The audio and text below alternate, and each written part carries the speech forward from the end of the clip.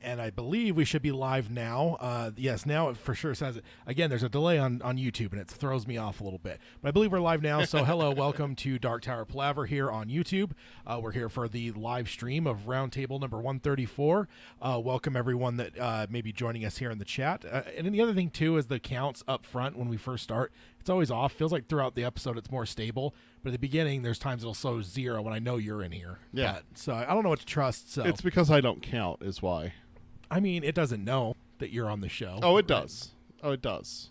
I don't know about I mean, that. you were just telling me about how I was smart enough to recognize a name was misspelled. Yeah, it shouldn't have. So. But yeah, I don't know.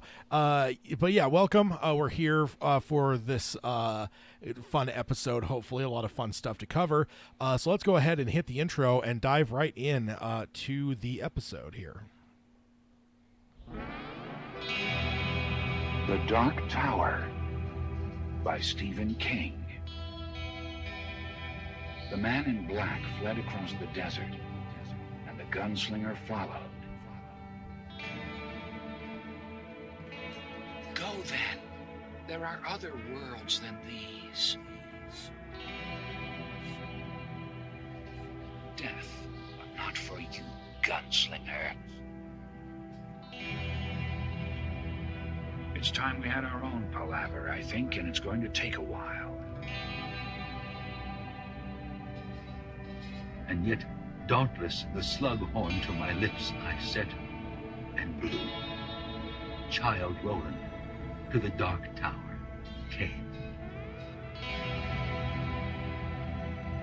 We are content, one from many. Let the Palaver begin.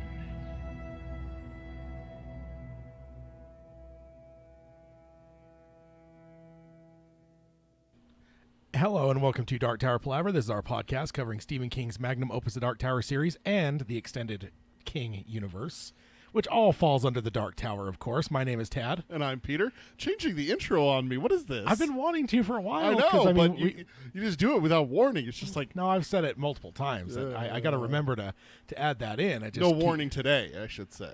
No, now I just remember. It's a matter of if I can remember to state it, because I mean we've been covering the wider King universe as well as Dark Tower for at least a year, if not more. Yeah. I always say that, like, oh, it's been a year, but then when I actually go back and look, it's probably closer to 2 years, because that's the way time works here. Time's funny here in podcast land. It is.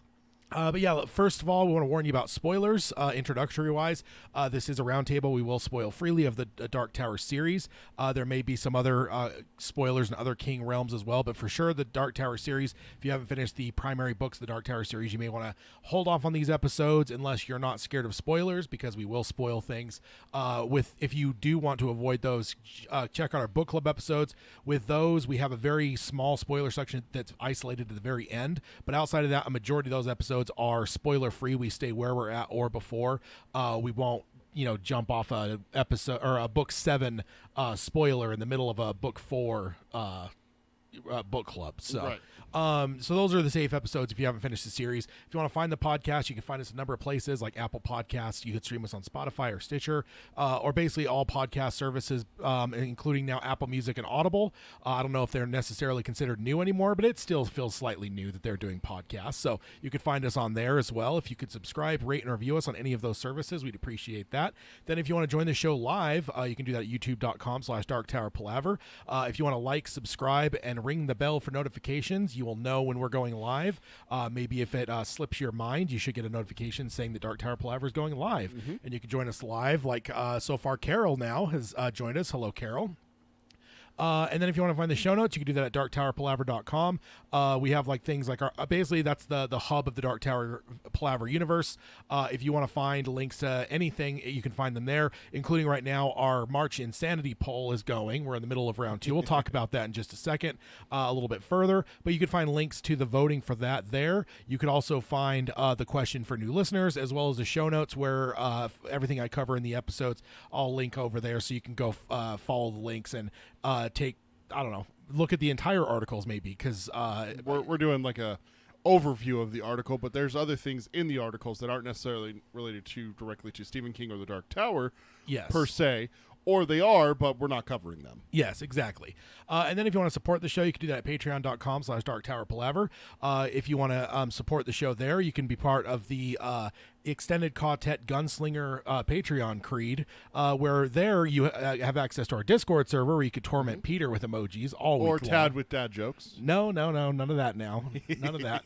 I'll create a bot. I'll create a bot that finds unfunny jokes and just deletes them. Because there's probably AIs now that can actually register like humor, right? Yeah, but the robot wouldn't find anything funny. It's like, this is not funny, delete. And you're like, that was actually a pretty funny joke. And then you try to go shut it down, and it won't shut down, and then that's how machines take over the world. That sounds about right. As well as we also do monthly hangouts. We just had one yesterday where we had some fun conversations. You could find all that over there at patreon.com/darktowerpalaver. And then if you want to contact us, you can do that in a number of ways that Peter can let you know about. Best way to reach us is through email, and we still have the old email. It's darktowerpalaver@gmail.com, but we have started a new email. It's show@darktowerpalaver.com. And then our social media is, our Twitter is @DarkTowerPod. That's @DarkTowerPod. And then our Facebook is facebook.com/DarkTowerPalaver. Our Instagram is DarkTowerPalaver, all one word with no spaces in there. And then check out our merchandise. It's tpublic.com/users/DarkTowerPalaver. Get yourself a hashtag Tad is Terrible sticker, shirt, Slander. hoodie, mouse pad, anything like that. Slanderous stuff. I'm just waiting for Ted to notice that I put one on his car, so. Oh, I don't think so. Yeah. One other thing I forgot to mention on the YouTube side, with the March Insanity going on, is at the end of each round, within 24 hours of the round ending, because if it's a work day, I have to wait till after work. I'm posting short videos on there where I recap things. Short's a relative term. The round 1 recap and round 2 look ahead ended up being 19 minutes and a couple seconds. 19 minutes and 19 seconds? No, it wasn't 19 seconds. Tad, you disappoint us again. But once I saw it hit 19, I was like, all right, gotta wrap this up. I gotta wrap this up.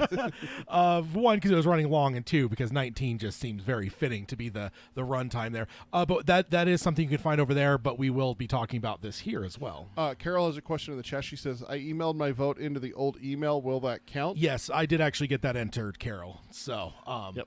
Yes, that is counted. So let's talk about the March Insanity.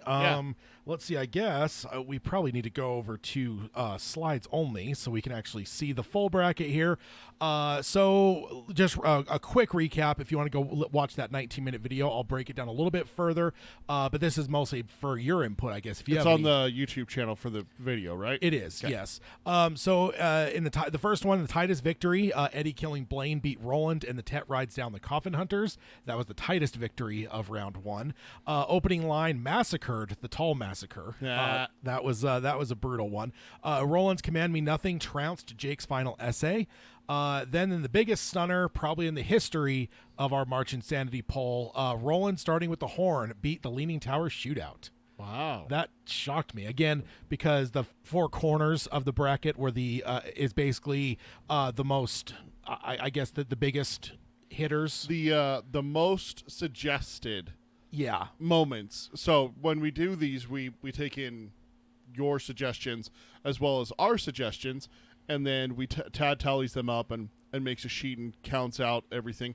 And the 4 corners, so the top 2 and the bottom 2 were the most suggested moments. Yeah. And then to have one upset in round 1. That's pretty, that's insane. Yeah. Big stunner there. Next, Traveler's Rest beat Jake's drawing handily.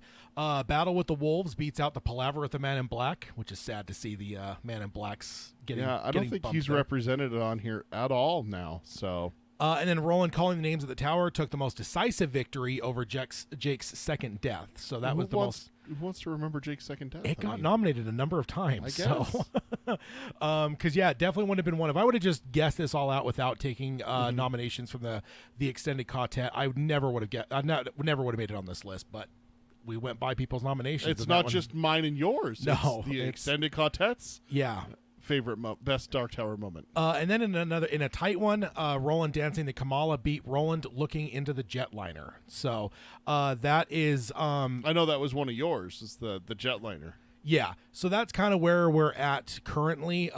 So round 2 now. I did actually forget to write down. Do you have that on the screen? Can you read through the round 2 matchups? Absolutely, I do. I have it pulled up here. So we have Eddie kills Blaine versus the opening line. We got Roland command me nothing to Blaine as well, versus Roland starts again with the horn. And then we have the showdown at the Traveler's Rest versus the battle with the wolves. And then Roland calling the names to the tower, as well as Roland dances the Kamala. Okay, Those are our 4 matchups for this round 2. Awesome. So yeah, let's go ahead and get us back on the slides here. So yeah, that is the what we have for the poll. I will throw the link, if I can get the damn thing copied here, into the chat. So if you are watching on YouTube, either live or in the future, the link is there. You can go vote for the second round. It is going to go through the 16th of this month. At midnight, that'll end, and it'll automatically roll into the final 4. So this link is one that you can actually follow. As long as you're within March 2023, you'll be able to go and vote in our March Insanity poll. So this won't be just for round 2. This will also be for round 3 and the final round as well. Yeah. It will refresh each time, like Tad said, on the 16th is when this round ends. Then you just go back to the same link, bookmark it, save it, copy it down into a notepad, something, and then you'll be able to go back and vote in the future rounds as well. We did forget one thing at the top of the show. We got to talk about our scheduling issue for next episode. Yeah, good call. We should bring that up. Yeah, so next episode, which would generally be a fortnight from today, the 25th, which is the 25th, that is being moved forward a week, so we will be back in half a fortnight. Yeah, we'll be back next week for a whole nother episode. Somebody decided that they have to have a vacation and, decided to go to Mexico and relax for an entire week, and he's just hashtag Tad is terrible. That's all that has to be said. No, it's a well-deserved vacation for him. So you're saying nice things about me now. I like this. Yeah. I can get used to this. I don't want to say you're a nice guy, but sometimes you're nice. I'm a lovable character, right? You might. I liked what someone said at work. You might love yourself, but I don't know about lovable character. That's a. I don't know about that. I still can't get on board with that yet. I mean, Flag's a lovable character. I'm a lovable character. Flag is not a lovable character. Sure he is. No. You want to just see a nice crow on your window and then invite him in. I see crows all the time, and I'm just like, I don't trust it. I don't trust it.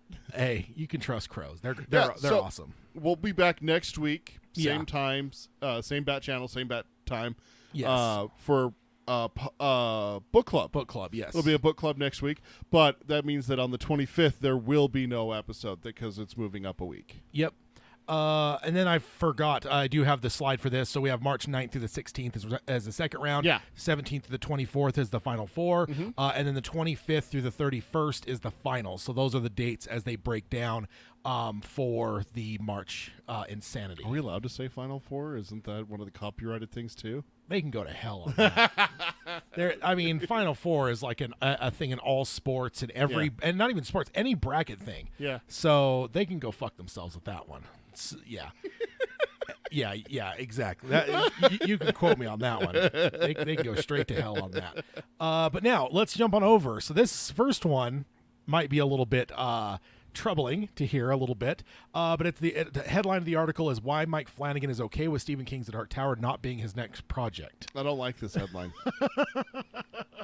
Peter's upset. I'm already upset. My day is ruined. Thank you, Tad.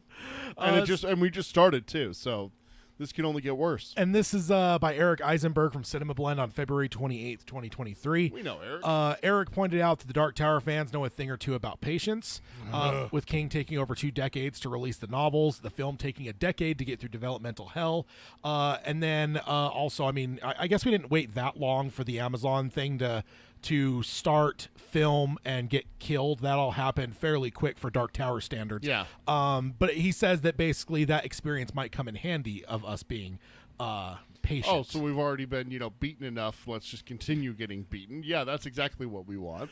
So he points out that the excitement spread like wildfire in December when Flanagan's ownership of the rights was announced, but he basically says we should calm down a bit. The project does not have a studio behind it yet, which is nothing new. We knew that. And then he highlights what Flanagan said on the Script Apart podcast about his previous experience with Midnight Mass. And so now we have some quotes from Flanagan directly.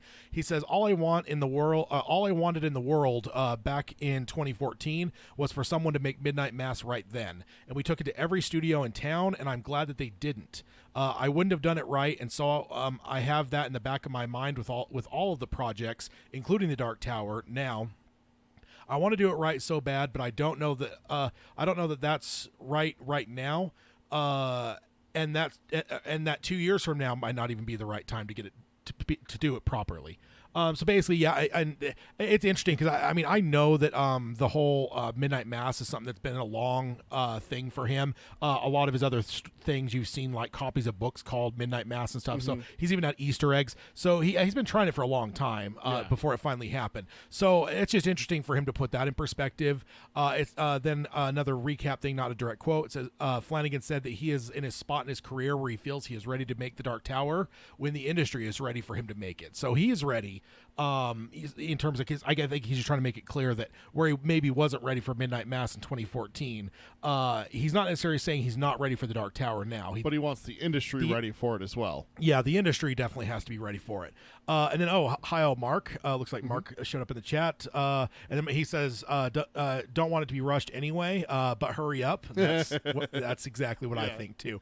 And then he says, this is another direct quote from Flanagan. He says, I've become much more flexible and much more kind of open to letting the industry tell me what's next, and letting my life tell me what's next, and just being ready for it. And if I find myself with an hour to kill, I'm going to be working on my Dark Tower script. So he is still working on it. Certainly, he's just. This is more of like a check with the reality of the nature, because as it goes on here, another the rest of this actually is direct quotes from him. He says, we have the Dark Tower, we have it carved out from our Netflix deal knowing that we were leaving, and we carved it out from our Amazon deal as well, knowing that they had already tried to do it and might be reluctant to do so. So the Dark Tower doesn't have a studio, and we don't have a partner on it yet, and so I'm developing myself, which is a real blast, and that's my dream project that I've wanted to do for a long time. I've seen that quote a few different times. We saw that in the initial article that announced this all, but I do feel that he has used kind of the basics of this multiple times now, but it's a good reminder that is what he told us. But then he says the last part of this article here, he says, God, I hope that's next. But the industry is so crazy right now. There's no stable ground anywhere, really. And every time you kind of think, oh, streaming is where it's at, or, oh, movies are coming back, or, oh, movies are in trouble, no one goes to the theater anymore. No one knows what's really happening. So I've learned over the years to try to keep as many plates spinning as I can, because you never know which one is going to take off. Yeah. So definitely, I think if nothing else, it's just a good reminder that as we were getting excited for all of this, the timing has to be right, and mostly it's probably the industry that we have to worry about. Well, like you said right there, is that Amazon's most likely out because they've already passed on this already once, and if we have to wait for them to become available again, for a second go round with a different showrunner and different idea and everything like that, it's probably going to take some time for Amazon to come back around. I don't know, man. Like I'm still of the belief that Amazon's going to be where it's at. It may. I'm not doubting that. Mostly it very because well could be Amazon. I'm just saying that it's going to, like Flanagan said, it's probably going to take some time for them to come back around to the idea of something they just passed up less than 2 years ago. Yeah, but I think that it also comes down to the actual execution of what's being sold to them, right? Like it's not just the Dark Tower is the Dark Tower. No, it's like what Mazzara was doing is radically different probably from what Flanagan's going to do, and this large overall deal that Amazon just signed Flanagan to tells me that Amazon wants to be in the Flanagan business. So that's where I kind of believe that it's going to end up being Amazon. I really do, and it fits with their portfolio as well. They're doing a lot of stuff that's very sci-fi, fantasy, post-apocalyptic. Like if there is a brand, I really feel like that's the brand that Amazon's kind of leaning into. So this just feels like the perfect even slipper. Like The Boys is outside of the box. It's not superheroes. It's not your MCU. It's not your DC or anything like that. We have homes for both of those. HBO has DC with HBO Max, and Netflix had a lot of it, but now Disney Plus has Marvel. And so they're kind of going outside the box with The Boys. And also, isn't Invincible on there, which is also kind of like The Boys, which is an adultish style cartoon that's not classic superhero. I don't know, but I mean, in terms of closer to Dark Tower, I mean, you got Wheel of Time, you got Lord of the Rings. Well, no, yeah, that's what I'm saying, is that is what they're leaning into. Didn't they just sign Fallout too? I don't know where Fallout is. Fallout's being made. It's not signed. Like it was done a while ago. Like that's ready to release later this year or early next year. But I think it's Amazon. So ultimately, I just feel like Amazon's the right place. I could end up being wrong, but my gut tells me, and I get where Flanagan's coming from. He did carve it out of his Amazon deal in case they don't want to do it. But I really feel that, fast forward to the day that the premiere is happening of the first episode, I think we're going to look back. And I will look back at my prediction here. I believe it will be on Amazon Prime. I'm not disputing that. No, I know. That's not what I'm arguing. No, I know. What I'm saying, I'm though, not is that we with have you. to wait for Amazon to become ready for that again. And I think that's going to take longer than what you're saying, is that it's going to be.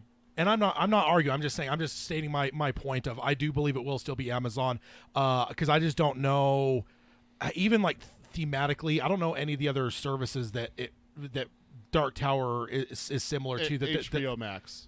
HBO Max is stuff that they have their exclusives and stuff like that. I don't trust them though. I understand not having a trust there. They've been canceling a lot. You trust HBO. Yeah. But HBO Max, not even them. I mean, they canceled The Outsider, right? I mean, that's true. They went from Outsider being a limited series to they started calling it a series, which meant that they called it season 1. They opened themselves midway through that season to this is going to continue on, and then they chose not to continue. So even Amazon proper, I do think that's where you get the best quality stuff. But I don't know if I trust them. They're not Netflix in terms of canceling shit all the time. Yeah. But they are not as stable, maybe as they were in the early 2000s with like The Wire, that never really got a lot of ratings, but they allowed that show to run a full 5 seasons. I think Sopranos. That was a huge hit though. Yeah, so true. But I just think there's different leadership. In but HBO Netflix now. has had huge hits that they canceled.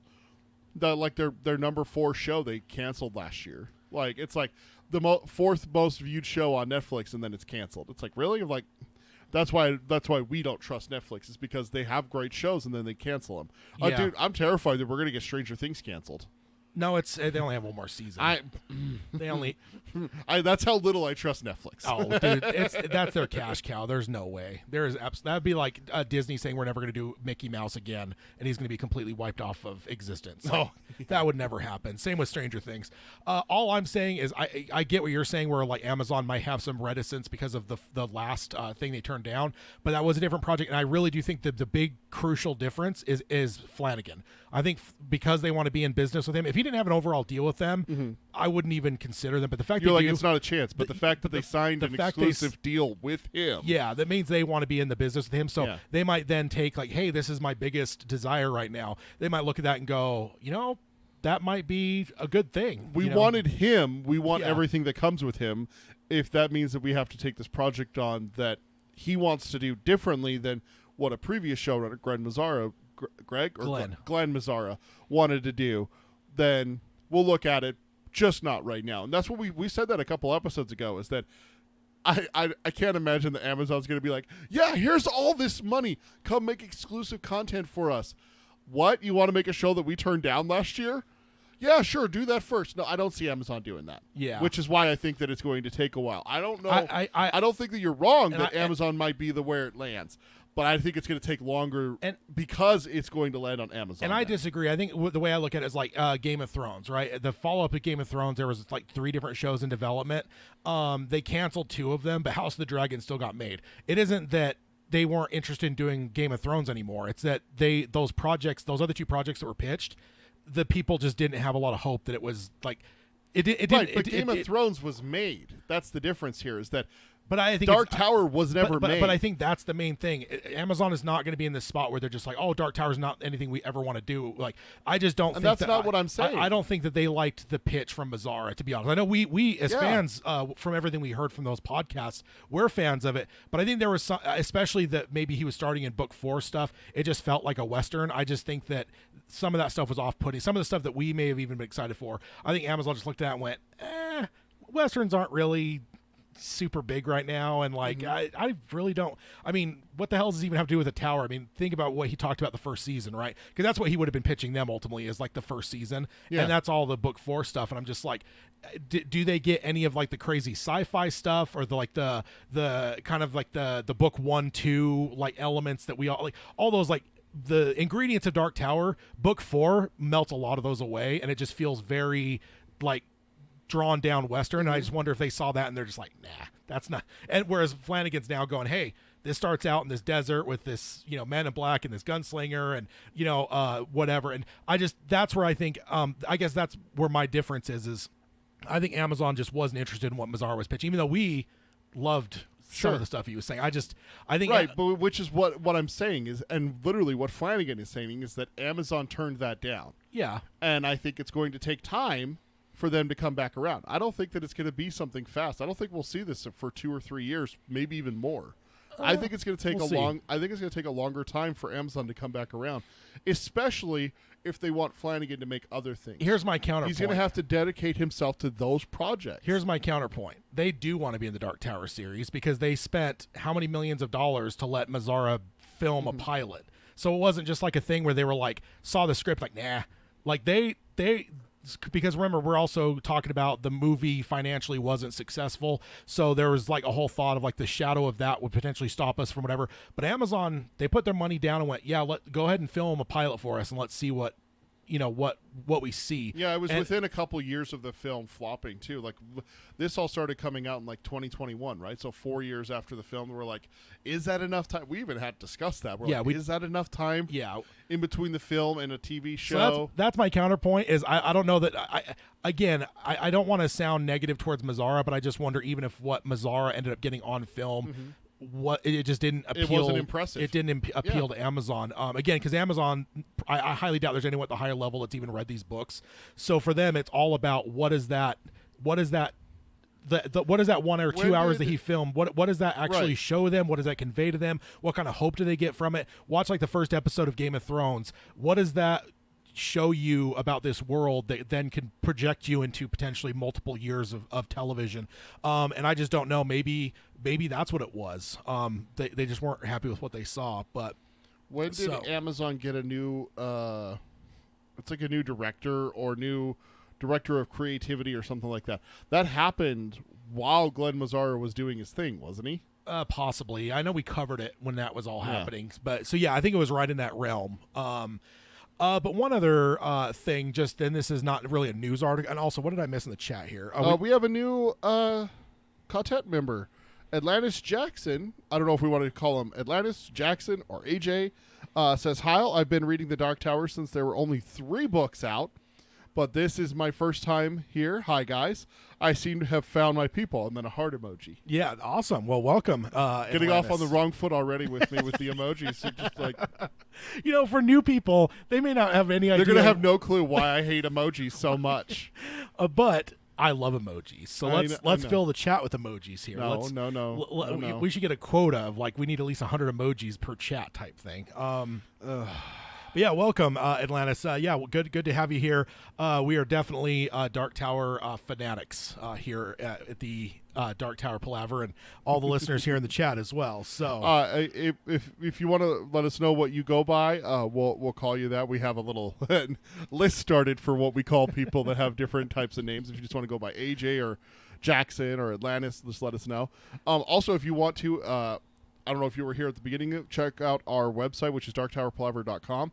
We have a new listeners survey that you can fill out and email into us, and our emails are there on the website as well. So, and you can answer one of those questions. You can answer all of them. You can answer whatever in between. That's just kind of a primer to help people. Yeah. Carol also says, okay, I'll admit it. I didn't want to start there in a Dark Tower series, and honestly, it's my favorite book of the series. But I kind of felt the same way. It's not the right spot, is it? I wasn't going to be negative about it and say it at the time, but like. I didn't think that was the right call. I really didn't. And No. even just like the whole element of it, I mentioned it repeatedly, and of course House of the Dragons now proved me wrong, but like I was saying at the time, like, show me another show where you change the lead actor midway through a series. Like that's unheard of, man. Like, so you're gonna get Sam Strike to play Roland, and then you're gonna recast him for the next. None of it. It didn't feel right. There was something about it that just didn't feel. Even though I love that part of the story, do you really want to explain Roland up front?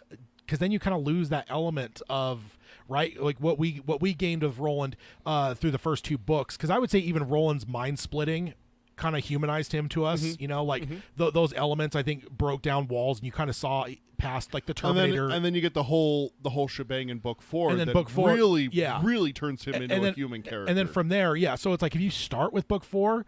I feel like you're undercutting some of the gruffness and the tough. You're going to get to book 1 and you're going to be like, "Aw, poor little Roland," patting him on the head and stuff like that, ruffling his hair. It completely recontextualizes Roland, and I just don't know if I was ever fully comfortable with that. I never really said it. Again, it is my favorite book, so I'm not saying anything against the book. It was more of just, is this the right place to start, man? Yeah, it's when you put that at 1 versus 4. Yeah. It's like the whole debate in Star Wars with like which movies do you start with someone that's never seen the series before, because if you do start with one, and just go chronologically, now you've completely changed Darth Vader for that person that's watching. By the time they're watching 4 and 5 especially, it's a completely different view of the movies. And people have done that experiment where they have them watch like 1, 2. Yeah. 4, and then like the machete order, the different order. It is he does say AJ is probably easiest for everyone to type, but I'm good with whatever. So AJ does say, I like Wizard and Glass where it is. I prefer getting to know young Roland after knowing him as a hardened adult. Exactly, like what you were saying. Perfect way to encapsulate what I was saying as well. I just don't know. Again, and I didn't want to say it at the time because I don't want to feel like I'm being negative about what's in development. But like, I was always a little bit unsure of that. I think we can understand. There's always a little bit of like, that's where you're starting, that's interesting, that's the middle of the story, but some people would argue that that's the beginning of the story, that's where Roland does get it started on this quest for the Dark Tower. It is, but Stephen King knows how he's telling this. It's kind of like what I've been saying about it. What these people with the movies need to realize is King wrote the story the way he wrote it for a fucking reason. Quit splitting it apart and telling just the kids part and then just the adults part, because both times that's happened now, everyone has looked at the adults part as a huge letdown.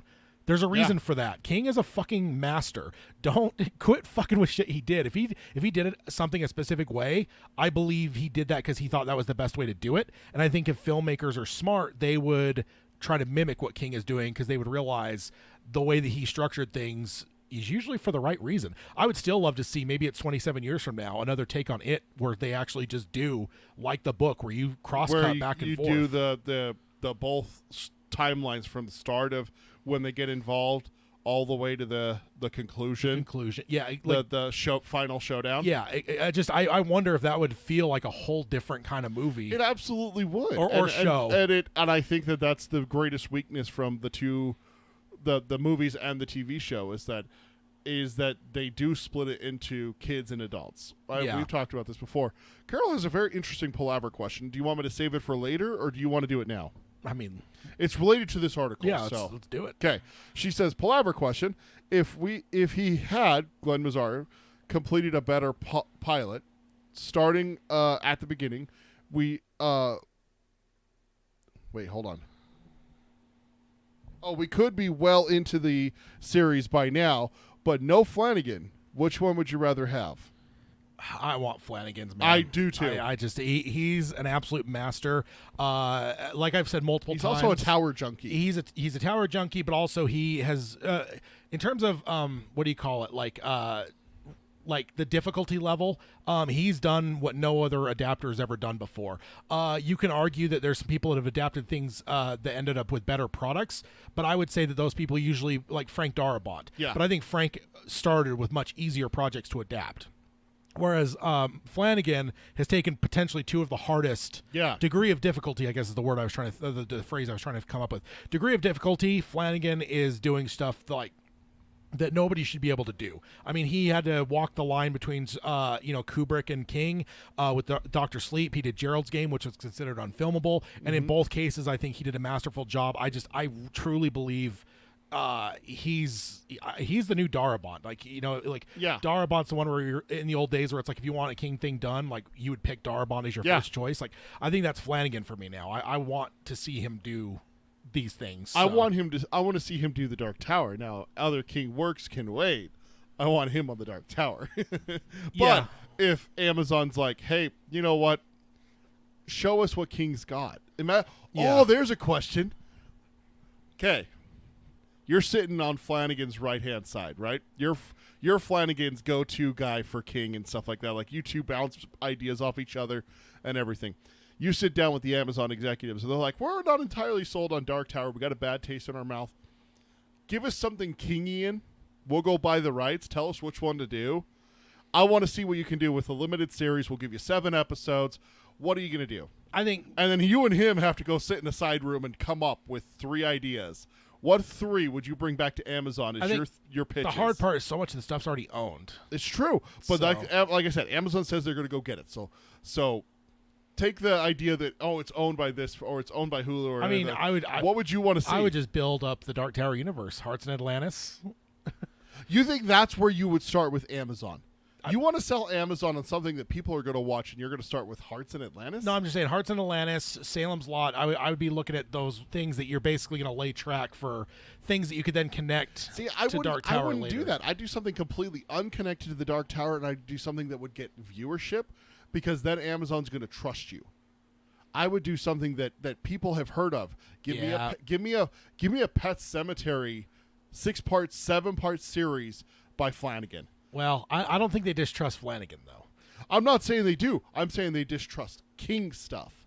Is that may be what they're distrusting. So they're trying to say, show me that King stuff is adaptable and can get us views.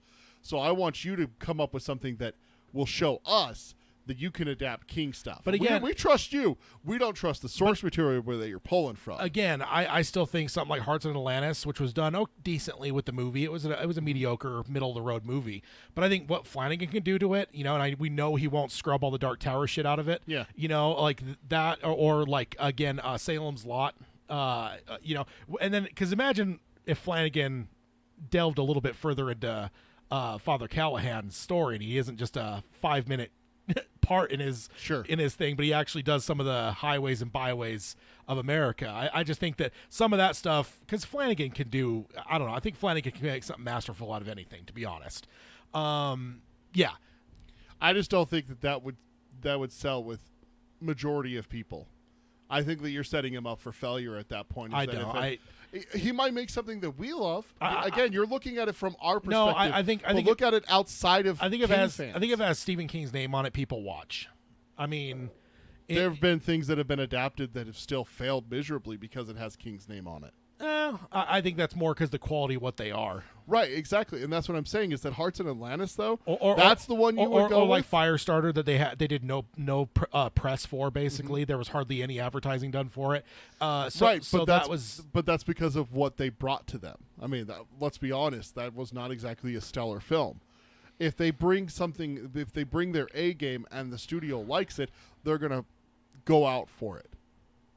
Yeah, I think Hearts and Atlantis is bottom of the barrel. No, not. I don't think not that's. me. I don't think that's top tier. I think he could make a pretty great little limited series out of that. That would be really good. I'm not saying that I wouldn't like it and that you wouldn't like it, but the idea is not to make something good. The idea is to make something that shows Amazon that they want to make more in the Kingverse, which is how you lead them to the Dark Tower again, when they already have a bad taste in their mouth from it. So instead of making something that is directly tied to the Dark Tower, something that is honestly not one of King's even top 20 most famous works, go get something that will pull. Go get an IP that will pull people in. I mean, it's debatable. I think that's the problem is that I don't know what you'd really pick. That I don't know. I just. Something like that is where I think it would be good, because then what he turns in that could then really capture people as like a holy shit, you know, type thing, versus like something like Pet Cemetery. There's already fucking 7 movies of and stuff that just I don't know. I think it's for me it's the trust in Flanagan. And I think that you want to take something a little bit more under the radar for him, because that's what he's thrived at so far. I mean, Dr. Sleep's probably kind of an exception, but Dr. Sleep's always going to fall into the shadow of The Shining. Like, nobody. I mean, even the fucking marketing for that one was all Shining. All about The Shining. The sequel to The Shining. Yeah, and it was like every shot of Danny going through the Overlook, and they were playing the music, and like I was actually kind of like pissed at the marketing a little bit, because I'm like, this isn't The Shining, people. Like, it's a completely different. Come on, I wanted to grab Warner Brothers and shake them. That's how non-King fans would view it. But that didn't. Is that it is a sequel to The Shining, which is what it was. And that didn't bring people in either. So I mean, that's the thing is, Right. I don't think it's really even like. There's no way to know what is going to bring people in. That's the thing, because you can have one of the best King adaptations in a long time with Dr. Sleep, and people still didn't go see it. So well, people didn't go see Shawshank Redemption either. Exactly. So that's what I'm saying is, like, even though you make something perfect for the King fans, which is what they did, that's what I'm saying. Go find me a larger IP that can draw people in. That's what I'm arguing about, is that you're saying, well, I want him to make something good for the Kingverse. I want him to make something for King fans. I don't want that. I want him to convince Amazon to trust him with anything and everything King, which means that Dark Tower gets made. I think that if you go Hearts and Atlantis, we're going to get a great series that we'll love. Amazon won't. Amazon won't get viewers. Amazon won't make the Dark Tower faster. Amazon will get viewers if they actually market it, because Amazon has done both. There's been things where people are like, wait, what's on Amazon? Versus ones where like there's billboards and there's fucking advertisements on every fucking thing you watch. Like, right, but again, it's a matter of what you bring me to put out there. If you bring Hearts and Atlantis, I don't think that they're going to go, yeah, let's go spend $100 million on marketing for it. But if you bring them something that they're like, oh fuck, that's Stephen King's like one of his top 10s. Let's go market none of his top 10s haven't been done recently enough that it would even be touchable right now. Like if it hadn't been done or something, maybe, but like that's just been done. It's not gonna. You couldn't do something like that. So I don't know. Yeah, I think that. What about a Cujo? What about Cujo? What about something like that has been done but hasn't been done for a while and is easily ready for a retelling? Yeah, I mean, I don't know. I like to think of, like, I would try to think of some weird shit that Flanagan would excel at. Like, again, because he's kind of pulled the impossible on a few different things here. And that's kind of what I'd probably lean into, because that's, I don't know. And I think that's what would challenge him too. I think him just doing, like, I don't know, it's tough. And again, the rights thing is where it gets rough, because like basically everything is fucking owned right now. King, doodles on a freaking receipt and Warner Brothers buys it. So, but one thing I wanted to just mention in the light of The Last of Us, let's talk about Pedro Pascal for a second, because the last couple episodes of this show, we've talked already about this picture, so I'm only bringing the picture up just because we've already covered it, and like what better way what better picture to put to it. But like, can we talk about how good Pedro Pascal has been doing in the last couple episodes of Last of Us? Oh, yeah. Because, I mean, some like the Mandalorian sucks a little bit because he's got a helmet on, so you don't really get his full acting ability there. With this show, though, and like the emotional elements that he's put into this, like it's called the last 3 episodes, dude, I think he's the perfect Roland. I really do. He would be fantastic. I mean, just there's subtlety. I mean, so much of the last like couple episodes, it was subtle acting that really caught me, where it was like, this isn't just like the big like Nicolas Cage overacting shit. Like there's times where it's just his eyes are changing, and that's the you're seeing a complete transformation just because of the way he's holding his, like, and I'm like, that's the kind of shit that you think of with Roland, right? Like Roland isn't one. He's not Eddie, for God's sake. He doesn't wear his heart on his sleeve. No, like I think the difference of like what he can do with his eyes and his face is going to be the difference between Roland mowing down Tall, Roland making the choice to sacrifice Jake, Roland losing his fucking mind. Like those things, like what I've been seeing from The Last of Us, I'm more convinced now than when we had this conversation with this picture the first time that, dude, he is the absolute best choice in my opinion. Oh, right yeah. Now. So I just wanted to bring that up in a way because it just feels like it's become more relevant in the last couple episodes, because he was doing great early on in the show. Yeah. But I just think what he's done in the last, like, he should be getting an Emmy, man. Like, incredible. I what he's think been him doing. and Ellie also should be getting an Emmy. Bella Ramsey. Bella Ramsey, that's her name. Yeah. I wanted to say Ramsey. I'm like, wait, no, that's a character in Game of Thrones. That's not right. But yeah, it is right. It is. It is right. Carol says he did a wonderful job with Dr. Sleep talking about Flanagan. And then also said, I just finished watching him eat hot wings on YouTube. He is awesome and would make a perfect Roland. And AJ says, on Hot Ones, I love that show, but haven't seen that one yet. Yeah. I haven't either. But yeah, he's just incredible. I just wanted to re-bring him back up because literally, I think it was like the last episode, there was a few moments where I was just like blown away. I'm just like, holy fuck, dude. This guy is like absolutely killing it in the exact kind of way that Roland would have to do. Yeah. Because that's the thing with like, I think there's been some people picked like, and I'm not saying he's bad, but like Timothy Olyphant gets mentioned a lot. Yeah. He's a very gregarious, outgoing actor. I don't think he's as subtle as some, and which is fine. I love him for what he is. Yeah. I mean, I've just been thinking about him a little bit because Scream, you know, he was in Scream too. But like him, I've never really saw him as Roland. As good as he is, as much as I love him in The Mandalorian as well. But like, he doesn't feel like Roland to me in the same way that like Pedro Pascal has been. So not to shit on anyone that does pick him as their Roland. No. It's just I always view Roland as just the strong silent type, and with that you got to get a really good actor that can do that without getting lost. Because when you have big personalities like Detta and Eddie around, like it's going to be really easy for him to disappear if you don't have a really good fucking actor that can play that silent type in a way that like holds the audience and compels the audience to watch. So so I just wanted to bring that up. But also now this is an interesting one. Flanagan just did an interview recently. So he did an interview with Restaurant of the Minds, The World of Stephen King. This is by Ariel Bosey from Restaurant of the Mind to The World of Stephen King on March 6th, 2023. This is actually a YouTube video and an interview. So this is a store in Buenos Aires that has all kinds of social media, including a YouTube channel. And this is where they have this interview with Mike Flanagan. And also late in the interview, it mentions like that they have met before. He was at one of Flanagan's premieres, I think. Okay. This is one that you may want to check out the show notes for. I have some highlights here about the Dark Tower section, but there's a whole fun section they talk about Dr. Sleep. And it is pretty fun. And also a little. I'll even just give you one little tease outside of the Dark Tower realm. Okay.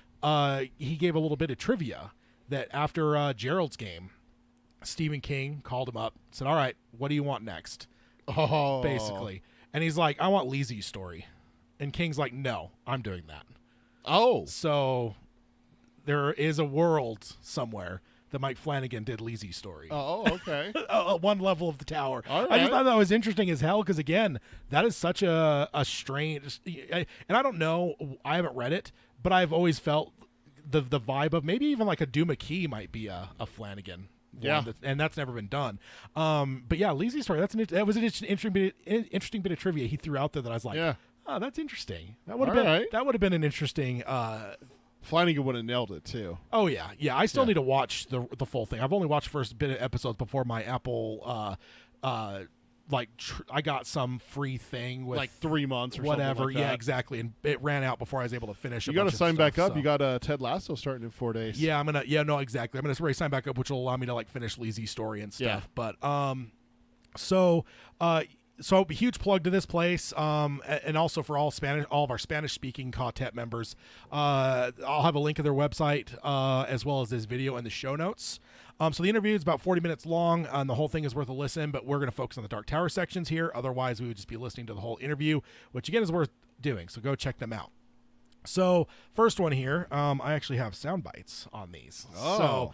So the first one, Ariel asks a question that we ask our new listeners. Did you read these books real time and have to wait for them to be published? Okay. Very good question. So what did Mike say? It was agonizing waiting, and I remember when he was in the accident, after the relief that he was okay, of realizing that that story might never be finished, and I was moving to Los Angeles a little more than 20 years ago, listening to the audiobook of the Guns.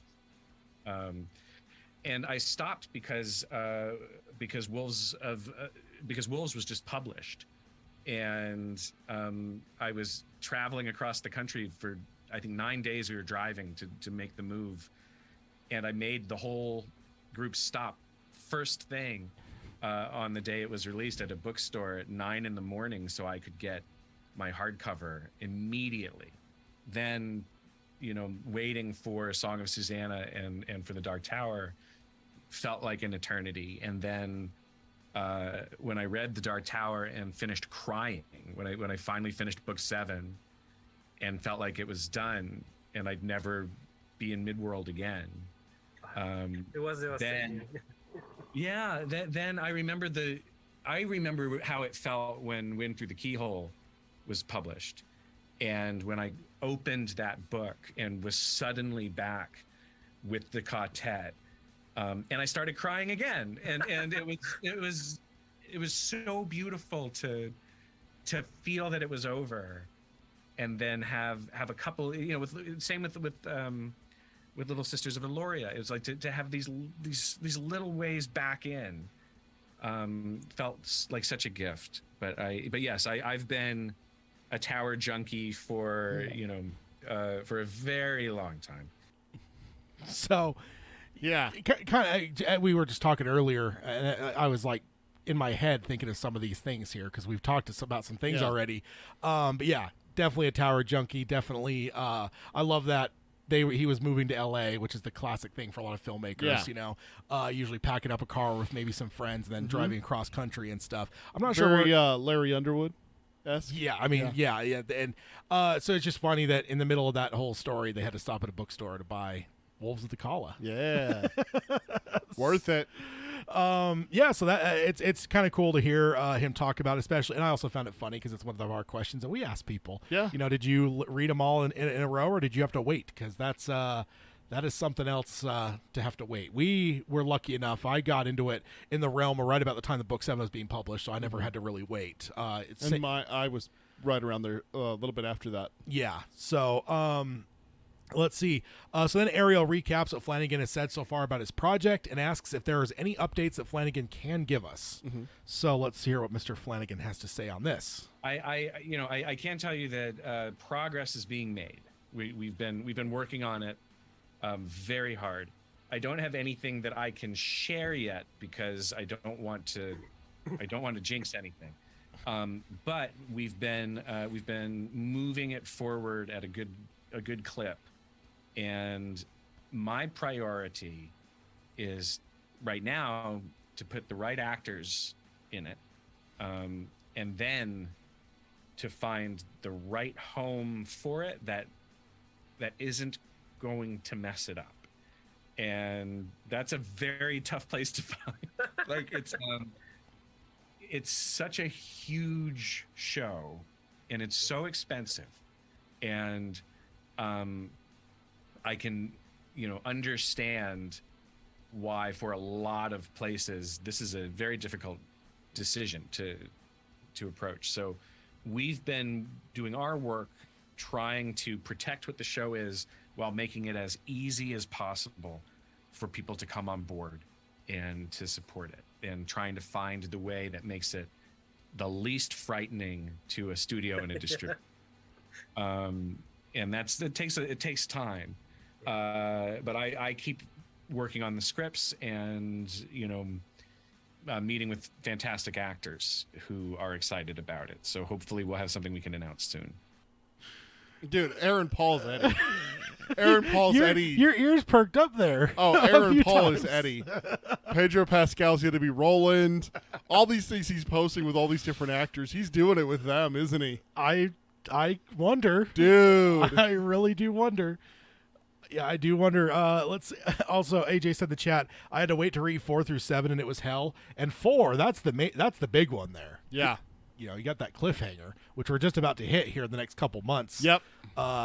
Actually, next month. So a week from now, we're going to be on our second to last book club for I thought we The had 3 more. Wastelands. No. Oh. No, we just finished chapter 5. So That was the third to last chapter one? 6 is so short that it is going to be 2 episodes for all of chapter Wow. 6. So yeah, next week is the penultimate episode for the Wastelands, and then of course we'll have to take 7 years off before we get into book Yep. 4. We'll be back in 2030. Oh, I can't believe King on that, dude. I still can't. Like I didn't even suffer I mean, from. part of it was that he was in an accident. No. Oh no, that's No. right. He was in between 4 and Yeah. 5 that he got in the accident. Never Yeah, mind. no, that was just That him. was, yeah, monster. the longest break between them, Yep. and it's that where I mean, again, I didn't even suffer from that, but I'm like outraged for those that did have to wait Yeah. that whole time, because that's You're angry on their behalf. exactly. Let's see, anything else I'm missing in the chat here? Carol's talking about Wind Through the Keyhole was so nice to read. It was 100% a reunion with my closest friends. And she goes on to say, I remember where I was when I found out about the Wind Through the Keyhole. I remember telling people what it meant and how incredible it was to have this. Of course, per usual, nobody cared. AJ says, same, Carol. I've been dealing with no one caring for so long. LOL. Yeah, That's what we're here for. That's why Dark Tower Palaver exists, is for this. exactly.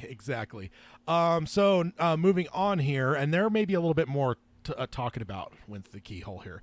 So Ariel says that he does not want to press Mike too much for names, but asked if he had a cast in mind while developing this, which is something that a lot of people ask, Yeah. even authors. You know, I think King's been asked that before, where it's like, hey, did you have like a face in mind when you Yeah, when you wrote this character. when you wrote this or whatever? So certainly filmmakers get that too, because like, especially if you got a guy like Flanagan that's both writing and directing, it comes down to, did you have someone in mind, or was Yeah. it just like some people they just picture kind of a blur, and then as they get into casting, like, oh, this is the perfect person for this role type thing.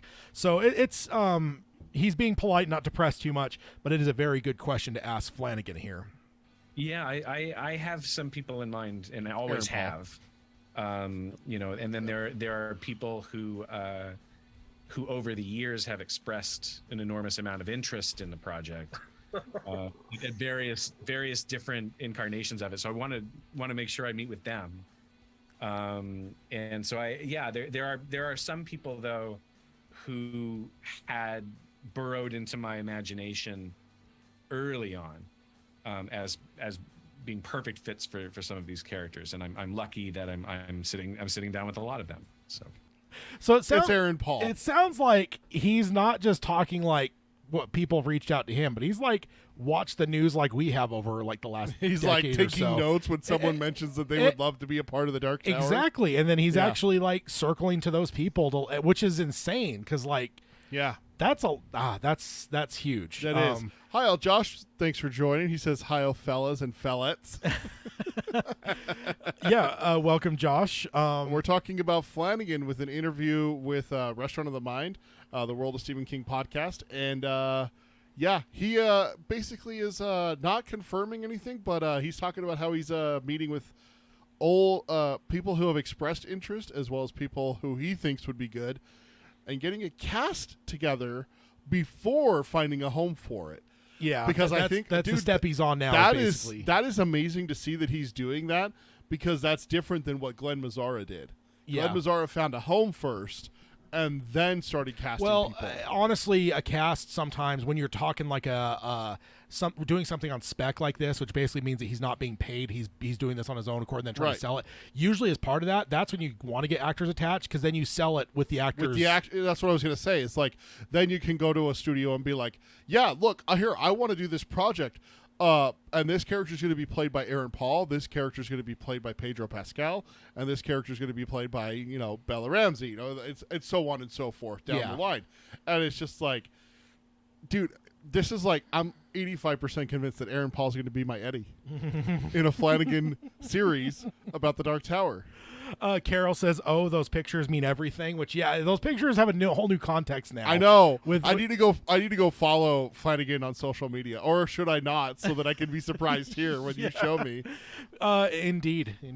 Yeah, I think you should probably wait and do my typical head in the sand. Yes, because like for you, AJ, and for any new listeners, that's how we've always done it here at Dark Tower Palaver, is that Tad does the news and scouring and preps the show and everything like that. This interview, I had no idea it occurred. I have no nothing on my social media or anything that tells me anything about the Dark Tower Palaver, no alerts or anything like that. So when Tad's like, hey, we have to record an emergency show, which happened in January, right? December? January? No, it was December. We had to record an emergency short episode, a little reaction thing, because we found out that Flanagan had the rights to the Dark Tower. So yeah, exactly. I'm hearing all of this just like you, if you haven't heard it for the first time. So Flanagan saying that he's trying to find people. Yeah. Aaron Paul. And you know what? So, just hook it to my veins. So Ariel points out that with 5 seasons, it seems that would not be a season for every book. Then apologizes for maybe asking questions Mike cannot answer. And then I can say a little about that. So I don't think the Gunslinger stretches to a full season. Knew it. And I was so eager. I think the Gunslinger, as written, makes a terrific movie. So it's perfect for like 2 episodes, and then you want to get to drawing of the 3. Mm-hmm. You want to get Eddie on the board, you want to get Susanna on the board. You want to have. There's no way to finish the first season without understanding the quartet, and even though Jake at the end of drawing of the 3 isn't there, you know how it all has to come together, and so that's one of the big decisions we made early was that the Gunslinger is our way in, but we need to get to the drawing of the 3 quickly. Yes. And luckily the Gunslinger doesn't take up that much real estate as a story.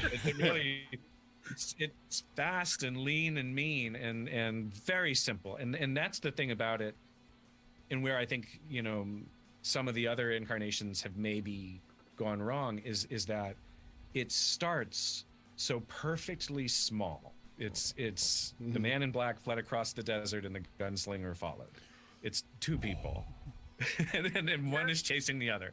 It is so perfectly small, and then it gets bigger and bigger and bigger and bigger and as big as the universe. But it walks you there one step and one person at a time, and that is, I think, the only way to approach the story. That's the only way. It's the reason King structured it the way he did, and it's the reason why audiences can grab onto a property like Game of Thrones, is that it was incremental. It turned its cards over one at a time. It didn't throw you into dragons and ice zombies. It walked you there a step at a time, and I think the Dark Tower does that by itself beautifully. Sometimes it's not broken and you don't have to fix it. You don't have to change it. That's right. Carol says, Peter and I just had the same reaction. Hearing Flanagan say the opening line gave me chills. Like I got goosebumps right now going up and down my arms. Like, this is unreal. Yeah. To hear that. Dude. We are on Blaine barreling for this series to be made, aren't we? I'm not one to say I told you so too much. Not against you, but like I've been saying, and some people have disagreed with me. There's no way Gunslinger's a season. No. And people have debated on that a little bit over the last. Flanagan just confirmed it's 2 episodes. And that's what I've been saying for a long time. Like, there is not that much in this book. If you take out all the internal monologue, this is a novella. There's not enough there. This is like a novella. Yeah. And not enough for a whole, even a movie. I think that's about pushing it. And so, I'm not into the whole I told you so too much, but hey, that's what I've been saying. You cannot. But is it not Goosebumps? And what have I been saying for the longest time is Gunslinger, Drawing of 3, tie those up in one season. There you go. Oh yeah, absolutely. And I didn't necessarily call like, oh, it's two episodes. I thought you could even go 3 episodes. Like I've said, but I think you start with the first little bit of that, and then you end the season with like you've got the other 2 members of the quartet at the end of the first season. Go back. I bet you if you went back to year 2 or 3 of this podcast, I bet you could find an episode where we talked about a movie, and that the first movie would be The Gunslinger and the Drawing of the 3. And I think we had a pretty heated exchange, and I cannot remember which side of the fence one of us was on or the other, but I'm pretty sure that we had a disagreement that we could get those done in one movie. And I think it might have been you saying that it could be 1 if you stretched it, like 2.5 hours, maybe even 3 hours, which would be a hard thing to do for a first of a series, kind of thing. You don't want to make a movie that long. I mean, Avengers Endgame eventually was that long. but that was the 25th, 26th movie, something like that. Yeah. Like people were ready for it. You know, it was a culmination of things, not the start of something. Yeah. Iron Man wasn't that long, kind of thing. And I remember us having the discussion. I just don't remember the details of who was on what side. I can't remember what I had for breakfast. But yesterday. I think we also came to a consensus that what if you cut it in the middle of drawing of the 3 instead of trying to get to the door 3? What if you cut it when Odetta turns to Detta after Eddie drops her off? They get to door 3, and that's the cliffhanger. I think Exactly. You had that initial reaction. And I think you need them as a team to end it. I think because then you're moving into season. It's like I'm talking movie, not season. It's even like Game of Thrones. Like the dragons are born at the end of the first season because it's like that's the perfect thing to like carry you into the next season. I Like, know. oh shit, she's got dragons. I know. So, I'm not talking season. I'm talking movies, like when we were talking before. So if we were talking about taking book 1 and book 2 and making a movie out of it, is what I was saying. You can't do a cliffhanger on a first movie either. You can maybe do it in a second movie, but you can't do cliffhangers in first movies. No? No, not unless you're doing that bullshit fake Lord of the Rings trilogy shit where it's like one story, right? Because we talked about that, how there's a difference between like Star Wars and a trilogy that slowly builds itself versus one that up front knows it's going to be a trilogy, right? Because then it's just like the first movie usually doesn't even have like a big climax. That might have been stuff. our discussion. Is that how could you do the Dark Tower in a trilogy?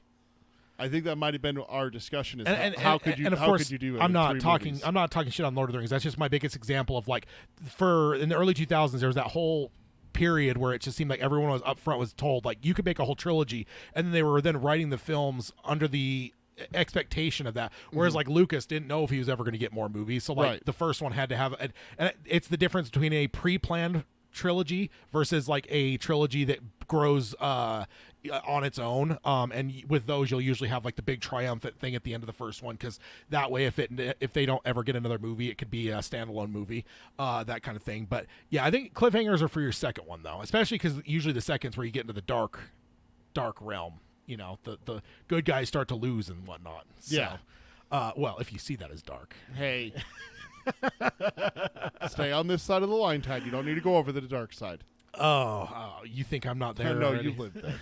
Also, yeah, Josh says Gooseflesh. That's the King reference for sure. It's Gooseflesh. Nah, I get goosebumps. That's what I say. Yeah, I don't know if that's a regional thing or not. I've always wondered that because I had never heard Gooseflesh until reading King. So I'm not sure if that's like a regional thing, but I've always heard Goosebumps. Goosebumps the books as well, you know, as a wee lad. So let's see. Going on here, Ariel asks if there's anything Flanagan needs to leave out due to cost. No, nothing on the cost yet. It's interesting. Some of the things that I think 10 years ago, 15 years ago, when they would say it's so expensive, that isn't what is scary. It's not the different environments of Midworld, because we've proven you can travel around the world and film amazing things, and you can do what the Mandalorian did and do this, you know, virtual environment that's so seamless that you never question it. And a lot of the visual effects have become so incredible over the years that, like, it's not like a show can't afford to do, you know, Shardik the bear. It's more that what will knock a viewer out of the show versus make them lean further in. Yeah. And to what extent can fantastic elements be introduced while still keeping viewers who don't necessarily typically respond to fantastic storytelling engaged. And I think that's Game of Thrones did that brilliantly, and there are wonderful examples of it. So it's, for me, it's about accessibility more than budget. There's nothing in there that I look at and say I can't afford it. Right. We can prioritize things all over the place. It's really just about what does the best job of honoring the story and the source material while remaining accessible always, for those viewers who haven't read the books. And that's a tough thing for fans of the book to hear, because, you know, we fans of the book want everything the way we saw it in our head to be up there, you know. But that's the compromise, and that's I think the entire terrifying saga of the Dark Tower is finding that balance. It's so hard, But that's what I worry about more than budget. That, oh my God, I've never thought about it from that point of view before. Yeah. Like Shardik the Bear is absolutely doable. Yeah. Absolutely affordable. It's something that can be done in 2023. It's something that could have been done in 2017. It absolutely is. But are fans going to believe it? Like, Yeah. are fans going to be like, oh my God, that's so silly, that's so stupid, you know, that kind of thing. I didn't realize it, but that's something that it's happening in Marvel movies now. I've seen Yeah. so many posts shitting on Marvel movies where they're like, all I could think about when I saw this CG was this, and it's them shitting on the CG, and I'm like, did you grow up in the 80s and 90s with CG? Because, damn, that looks good to me. Like you're shitting on that, and then I'm like, oh, I guess they have a different standard than I do for Yeah. what looks good and what doesn't. And it doesn't come down to what looks good and what doesn't. It comes down to what they can believe. Yeah. Is that something that they can believe? Is a big, gigantic cyborg bear that's sick, that sneezes and Yeah. worms And come I mean, out? he and everything mentions like that, but I don't think that Shardik's going to be taken out. No, I no, think no. But that's just an example of Yeah, something yeah. like that. But the one that I think of is the beast that Roland and Susanna run from in the tunnel. Like Yeah. that's kept back by the light, and she has like the cans of the lighter stuff, and that's absolutely something that would take people out, and it would maybe a little bit But too that's far and pretty stuff. late in, though. I think when you It get is. when you get later in, you've already then hooked the audience, kind of like Game of Thrones, right? Like he said, Yeah. like you don't see like what armies of ice zombies until what 3 or 4 seasons, 3 Yeah. or 4, and even then you see them in very small doses. You don't really see them in a meaningful way till the very end, the last couple seasons. Yeah. You know, dragons and they start. They're not there. You and then- literally watch them born. you born and then grow to the Yeah. point where by the time they get to the end and they're like, so I think that they kind of walked people along, especially people like me. I'm not a big fantasy guy. I never have been. They don't so- take them and throw them into the deep end. They Exactly. walk them. They walk them from the shallow end to the deep end. Yeah, and they really downplayed like magic and Mm-hmm. like.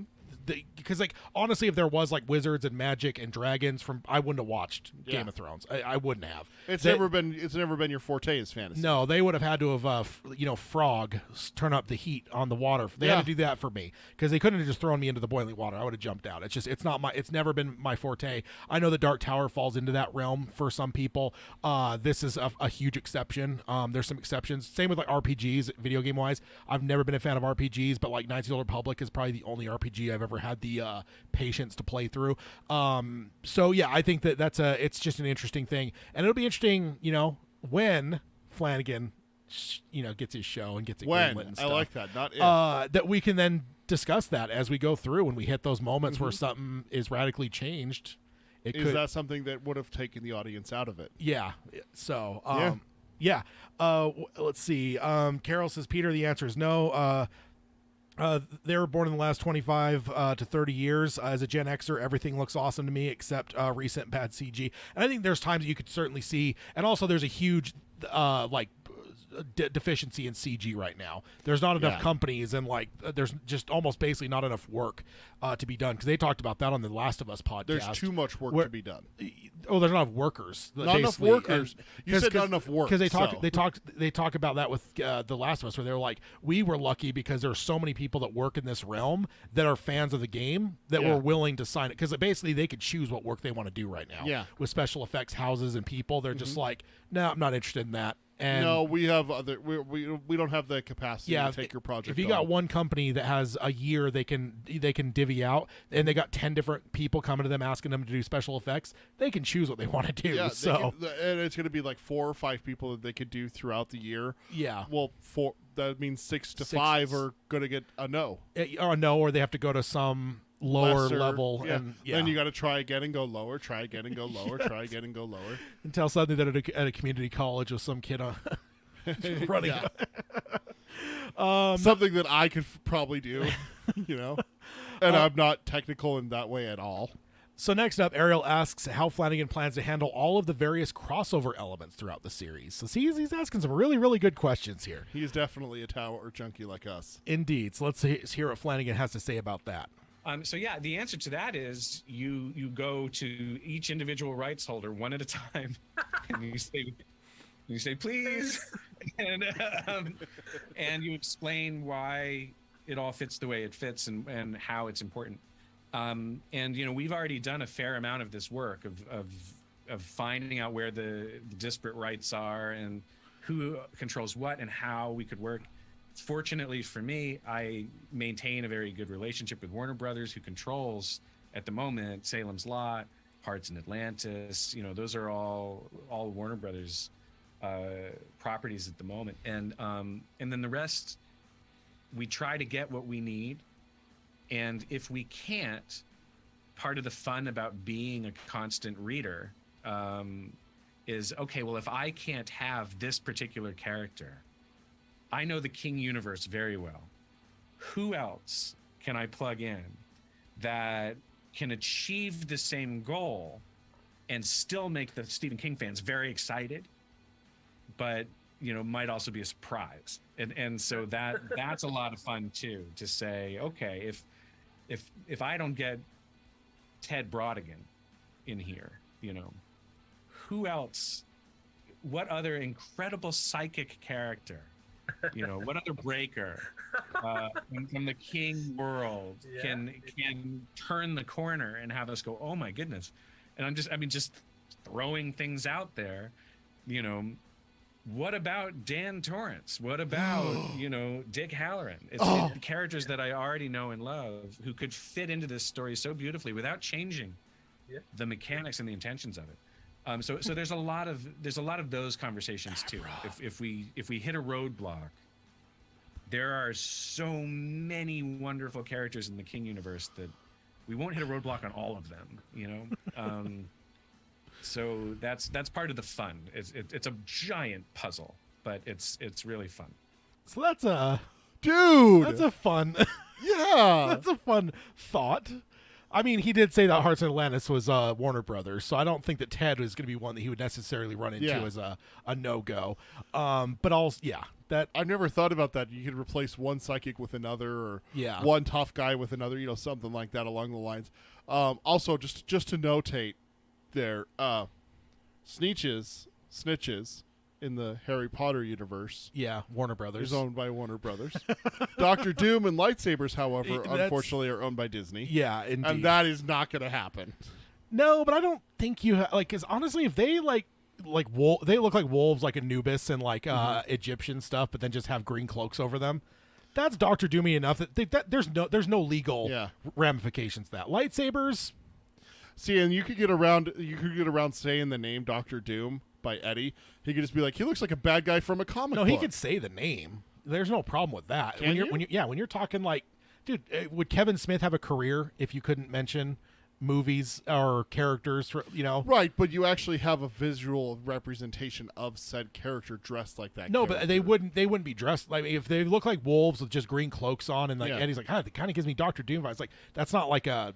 It's not like using it's Doctor Doom. Yeah, it's not actually Doctor Doom's mask, and his because that's where it would get into legal trouble, where they would need legal permissions and stuff. But it's funny because as he was talking about that when I was listening to it the first time, I was just like, Dan Torrance, because Flanagan has obviously delved into that character already. So dude, Abra.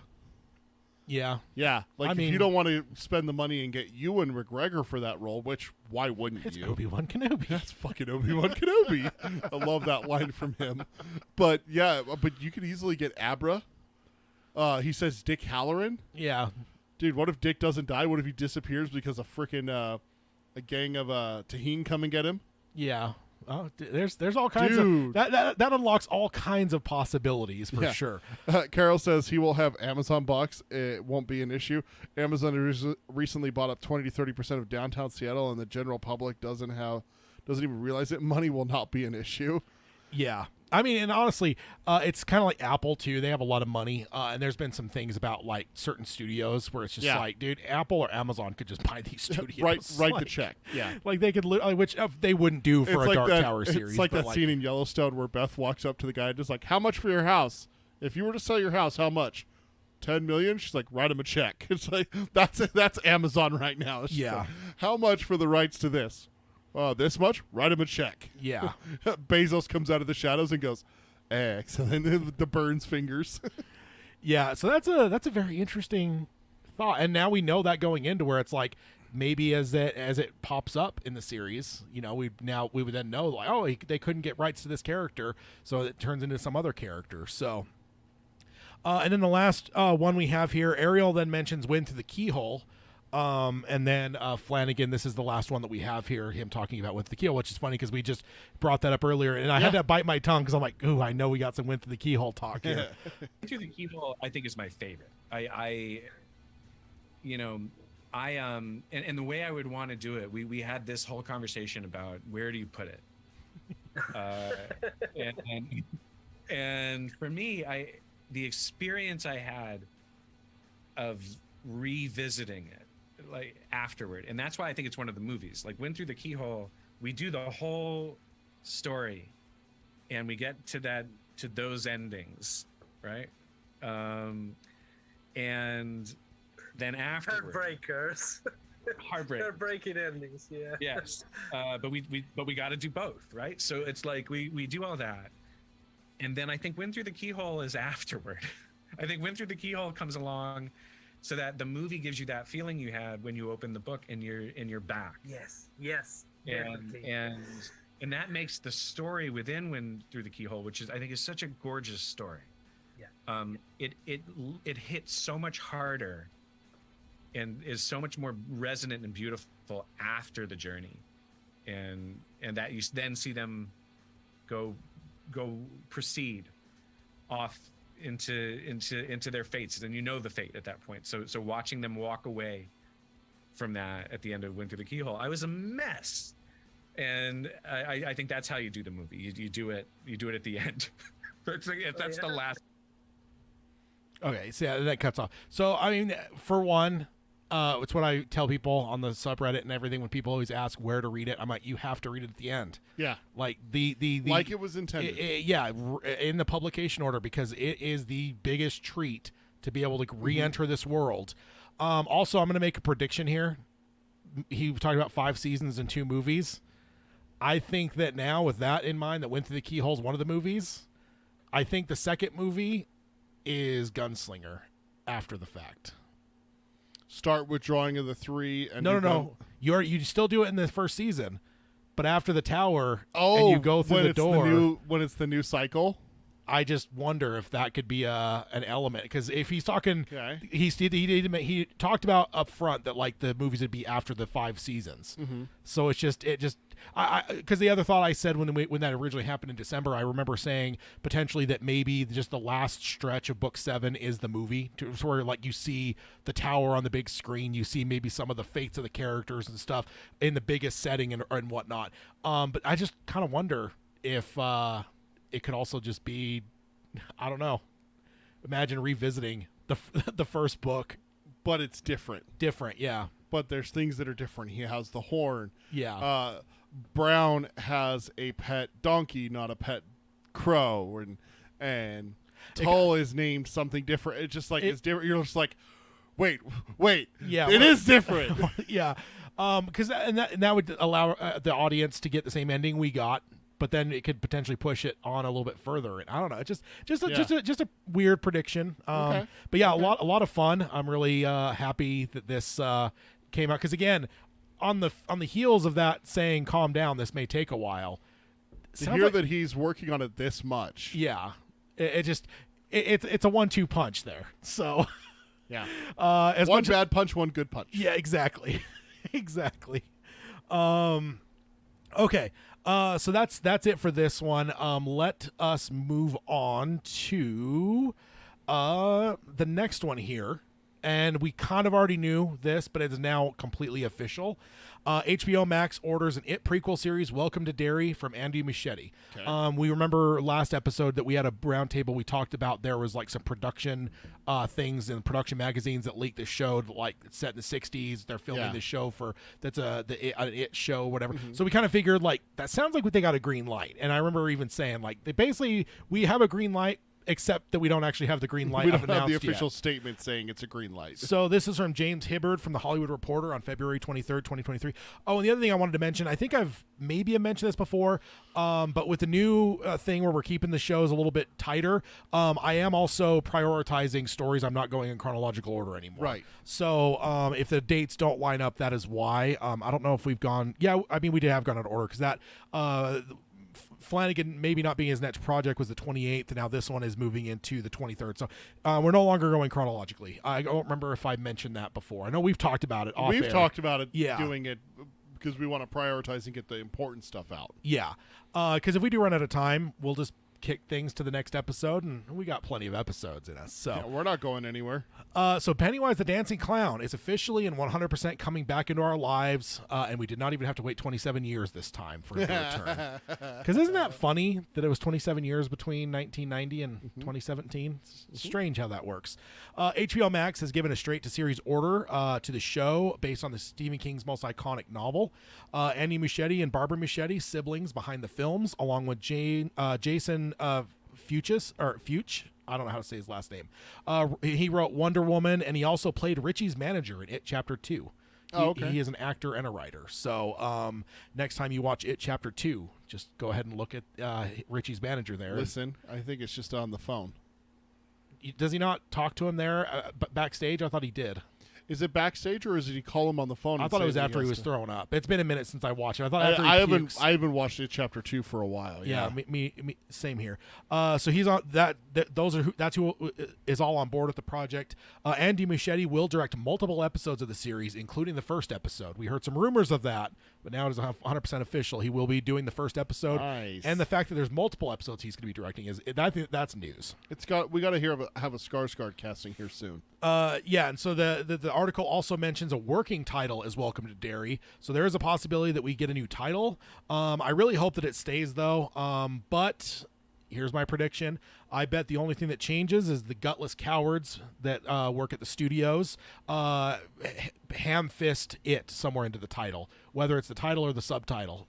Kind of like Glass Onion. Ryan Johnson had some interviews where he talked about being pissed off that Netflix added the whole Knives Out bullshit to the title. The movie should have just been called Glass Onion. I think they'll do the same fucking gutless shit here, and you'll end up being like Welcome to Derry, an It story, or some bullshit like that. It should just be Welcome It to Derry. No, it should just be Welcome to Derry, man. Like it's so iconic. If you got to put it in there, just Welcome It to Derry. No, I just say don't put it in there. But that's my prediction, though. You watch it'll either whether it's a subtitle or something, or whether it's like It the Welcome to Derry. Just it'll be in there, and it'll be the studio's call. I guarantee it. Whether we ever hear it or not, Muschiett's probably whatever enough to not say that. Whereas like Ryan Johnson just like fuck that, man. I didn't want them to call him. Yeah. It's called Glass Onion, for God's sake. The article says that the creative details are scarce, except that the series will be a prequel to the films, and promises to quote expand the vision of the movies. Okay. And Fuchs or whatever, however you say it, will write the first episode. So expanding the vision is an interesting thing because the one that always comes to mind for me with this is like the Clone Wars. The Clone Wars 5, 6, 7 seasons that they had for that show, and there's a lot of people that absolutely adore the prequels, and a lot of them say a big part of that is the Clone Wars really helped enrich the prequel movies. And I'm wondering if this will do the same thing. Yeah. Not that the It movies are even unloved because people love them, but dude, imagine if it makes you love it more and it just builds. You go watch the Welcome to Derry, an It story. I'm going to call it that just for I'm you. gonna throat punch you. And I've seen a throat punch in the There was last a throat 24 punch hours. last night in Scream 6. Oh, I cried out in the theater. It was so glorious. I love throat punches. But yeah, if it does make it better, I mean, just imagine how much funner it would be to go back and watch It Chapter 1 and 2. You're just like, you get more details and more stuff, and you're just like, oh, that ties directly into this scene and everything like that. You're like, Yeah. oh, that's so great. Mark, I like that title the best. Welcome to Derry, The Adventures of Pennywise. From the It movie. That's what they should do for the title. Just go over the top, just as like a fuck you to the studio. exactly. Yeah, there. Do we make it perfectly? Add one last thing at the end from the movie It, from the mind of Stephen King. Exactly. It's like that gets everything, all your bases covered. Next is a quote from the Muschettis that released a statement. And it says, as teenagers, we took turns reading the chapters of Stephen King's It until the thick paperback fell to pieces. It is an epic story that contains multitudes far beyond what we could explore in our It movies. We can't wait to share the depths of Steve's novel in all the heart, humor, humanity, and horror. So I love that little story, too. Siblings just trading the book back and forth, chapter at a time, until the book just falls apart. And that's, oh, man, that's great. Next up, we have Cy King chiming in here. Quote from him. The Hollywood Reporter got a quote from him. He says, I'm excited that the story of Derry, Maine's most haunted Derry, then there's a comma that it says Maine, so I thought it was Derry, Maine. No, Derry, pause, Maine's most haunted city is continuing, and I'm glad that Andy Muschietti is going to be overseeing the frightening festivities along with the Brain Trust, including his talented sister Barbara. Red balloons all around. I like red balloons. Me too. I don't like them near me, but I like red balloons. I like red balloons just on the doorknob of your house, just when you go, especially your wife. She would love that. I need to get her to read it, and then I think she would know the balloons even without just the she does. the social context. She does. Yeah. But that's one of those ones like you talked about. Like who doesn't know who Darth Vader is and stuff like that? Yeah, exactly. People know what red balloon means. It means stay the fuck away. Yeah, exactly. It means there's a clown that's going to eat you alive. Nom nom nom. Alan, hi, Alan. Welcome. Welcome, Alan. Let's see. Carol says, wow, I was watching reactions to the 7th season of the Clone Wars last night. I'm such a fangirl. Yeah, we're going to, at some point on the other show, talk about the Clone Wars at some point. A lot of... We haven't even touched on Star Wars yet. We have not dived into Star Wars yet. That is going to be a giant cannonball when we finally get into Star Wars. Oh, yeah, absolutely. And then it gives a synopsis of the book and it says that no castings have been announced, but it does mention that the biggest question mark amongst fans is as if Bill Skarsgård will be back in the big floppy shoes. That's my wording, actually, not theirs with the shoes. Big floppy shoes. Question. But that is the biggest question, right? Is Skarsgård now at this point? Muschetti's there. It's got a green light. The biggest thing that we're all wondering it has a home and everything like that. Yeah, is Bill back? He has to be, man. I hope so. You cannot. I don't think you could do it without him personally, but yeah. I have a question. Yes. Did you choose this picture or did they? They did. Goes along the lines of what we talked about. Oh, yeah. But generally speaking, I use the pictures that the websites have. It's very rare that I don't. I know. Sometimes they don't have a picture, so that's why I have to. Sometimes they'll have sometimes they'll have videos or something, or sometimes they'll there's been very few times where I'm just like, I can't. There's something wrong with it. That just whatever. But no, this is certainly them, and you're right. Just something that you pointed out, and it's stuck with me is that are they using Tim Curry or are they using Bill? So I just wanted to. This one I would say though, because Welcome to Derry is connected to Muschietis, I don't think there was any way this wasn't going to be Bill though. So this is true.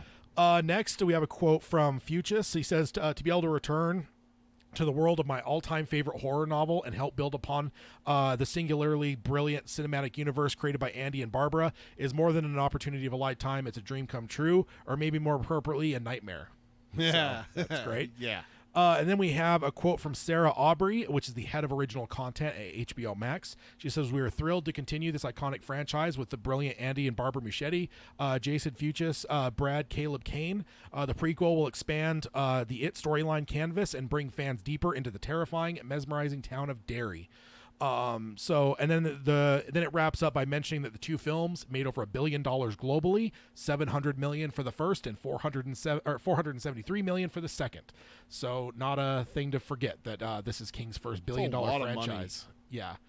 I mean, it's not feeling like it as much anymore because some things like Star Wars and Marvel and all these ones that have like multi-billions, but it is still a significant, and Fast and the Furious, Transformers. There's all kinds of ones that are over $1 billion now. But King, we mentioned it in 2017 when we were tracking it. The highest grossing film before 2017 was not high. We were talking about it for Dark Tower, where it's like, dude, you don't have to make that much money to become the all-time highest grossing King property, and then the same year it came out and made $700 million.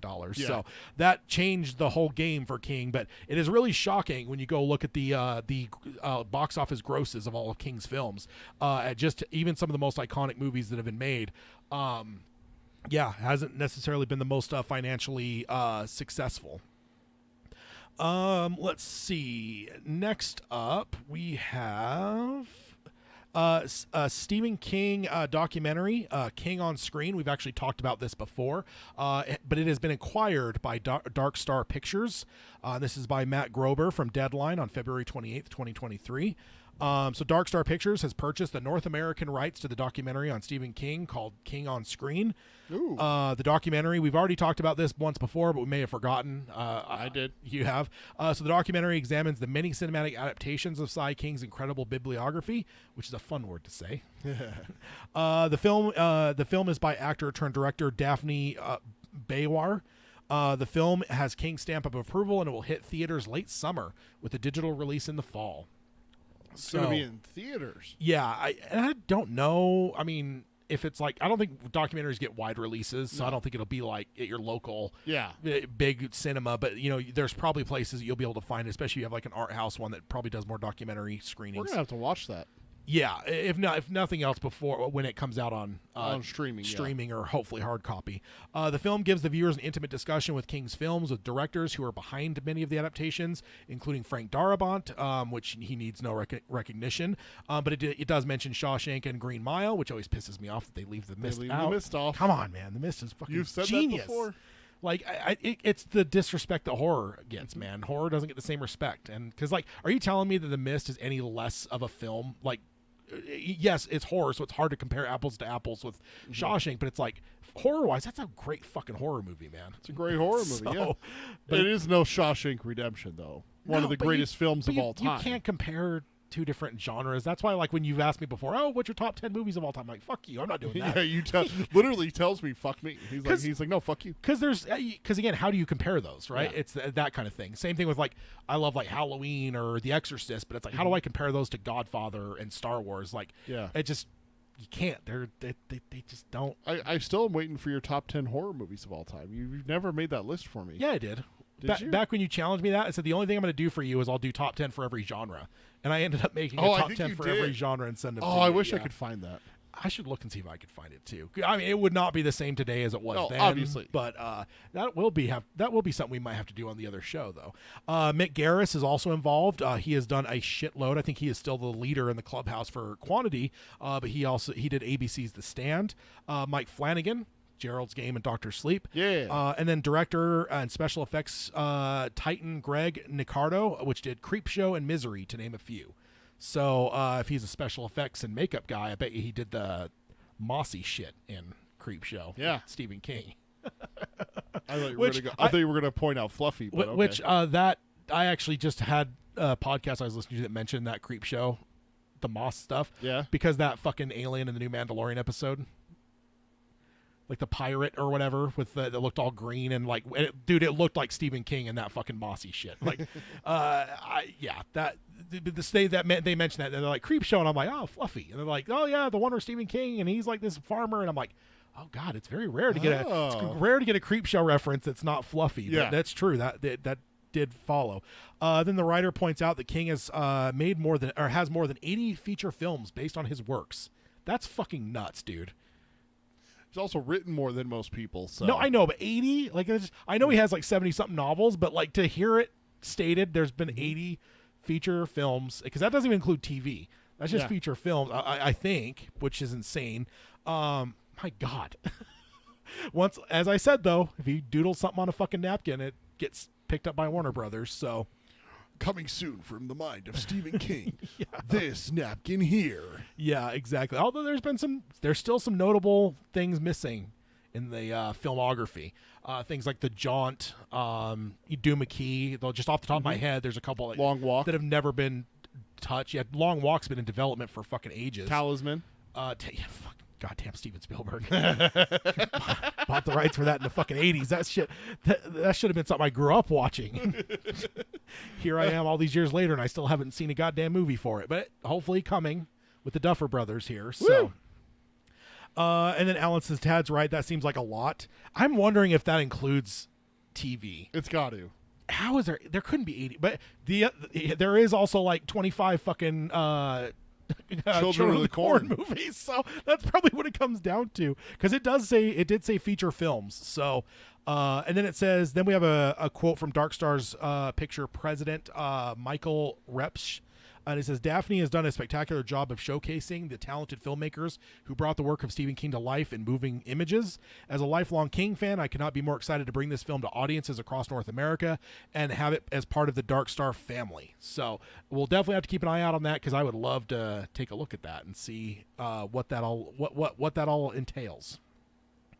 And then Carol says, how come Steven Spielberg's rights didn't expire? Is that just for dollar babies?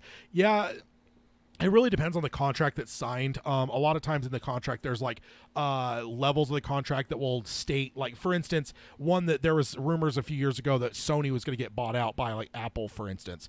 And I do remember seeing in the Marvel realm that part of the Marvel contract for Spider-Man is that the rights to Spider-Man are not transferable. So if Sony were to be bought by Apple, Sony would then lose Spider-Man. It would revert back to Marvel. So there's different things that were put in there. Now Disney. Yeah, I mean, yeah. Well, no, Disney doesn't own Spider-Man. No, Disney owns Marvel. Oh, yeah, but it would. So if Sony is sold to Apple, the rights to Spider-Man would revert back to Marvel, which is owned by Disney. So it would revert back to Disney. Well, yeah, Marvel as the contract is, though. But yes, and for instance, so that's really what it comes down to. And I'm guessing, because this was signed back when the book was published in the early to mid 80s, that's when Steven Spielberg was at his most powerful. So I kind of have a feeling that maybe there was no sunset on that. But I bet you there's, like, rights to the fact that, like, Spielberg probably couldn't sell those rights or something like that, which is why I do still think that even if the Duffer Brothers do it, I do think that Spielberg is involved still. Okay, I just pulled the movies from Wikipedia. List of adaptations works by Stephen King. Mm-hmm. It accounts, and I threw it in a spreadsheet real fast, it accounts for 41 movies. And that includes The Boogeyman that comes out later this year. So the other thing is there's a lot of independent movies. So if that is only counting big studio things, looks like it is. All the dollar babies and stuff that have been made. Like we there was one episode we were recording while they were doing that online film festival with all the dollar babies over the years. So if they count those and stuff, honestly, it wouldn't surprise me. So 41, and it looks like this is just like the big ones. Like I could see here, like.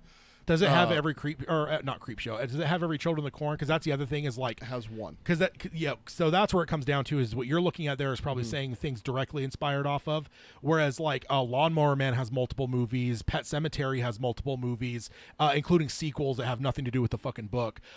So that's probably where that number comes from, is my guess. Yeah, so. And it says, does it say that it's based off of novels or off of Stephen King works? Because, see, that's also it, is that there's short stories and there's novellas and stuff like certainly, that. So, yeah. But, yeah, 41 movies right there. That very well could be 80 movies. Yeah, it's 80. I bet you that's legit. That's, because that dude, legitimately, there's like 12 Children of the Corn movies. So you're almost half of the deficiency of your list to that list. That already, that already brings us up into the 60s right there with just the Children of the Corn. Yeah, my God. Okay, so then going to odds and ends now, we have some odds and ends. The first one is exciting. Marvel is releasing a hardcover omnibus for the drawing of the 3 comic book series. Ooh. I don't know if that's ever been collected in an omnibus before, but on November 21st of this year, they will be releasing the omnibus of the drawing of the 3 comic book series. Is it on Amazon yet? I don't know. Let's see. I have the link to the article that was reporting on it. So it says a quote here just a quote that recaps kind of what it is. It says, by Stephen King, Peter David, and Robin Firth, Jay Lee, Richard Eisenoff enter once more the world of Roland Deschain and the world of the Dark Tower, now presented in a stunning graphic novel omnibus form that will unlock the doorways to terrifying secrets, bold storytelling as part of the dark fantasy masterwork and magnum opus from #1 New York Times bestselling author Stephen King. The Man in Black fled across the desert and the gunslinger followed. I mean, why not throw that in there? So it is on Amazon. It is $100 for hardcover. Pre-order. Says title will be released on November 21st, 2023. So it is available on Amazon already for pre-order. Go get your pre-order. Or, I mean, local bookstores will maybe have pre-orders for it as well if you like to support those. That's true. Type things. Okay, so next up, I do have a soundbite to play for this one here. Oh no, Bette Midler. Bette Midler?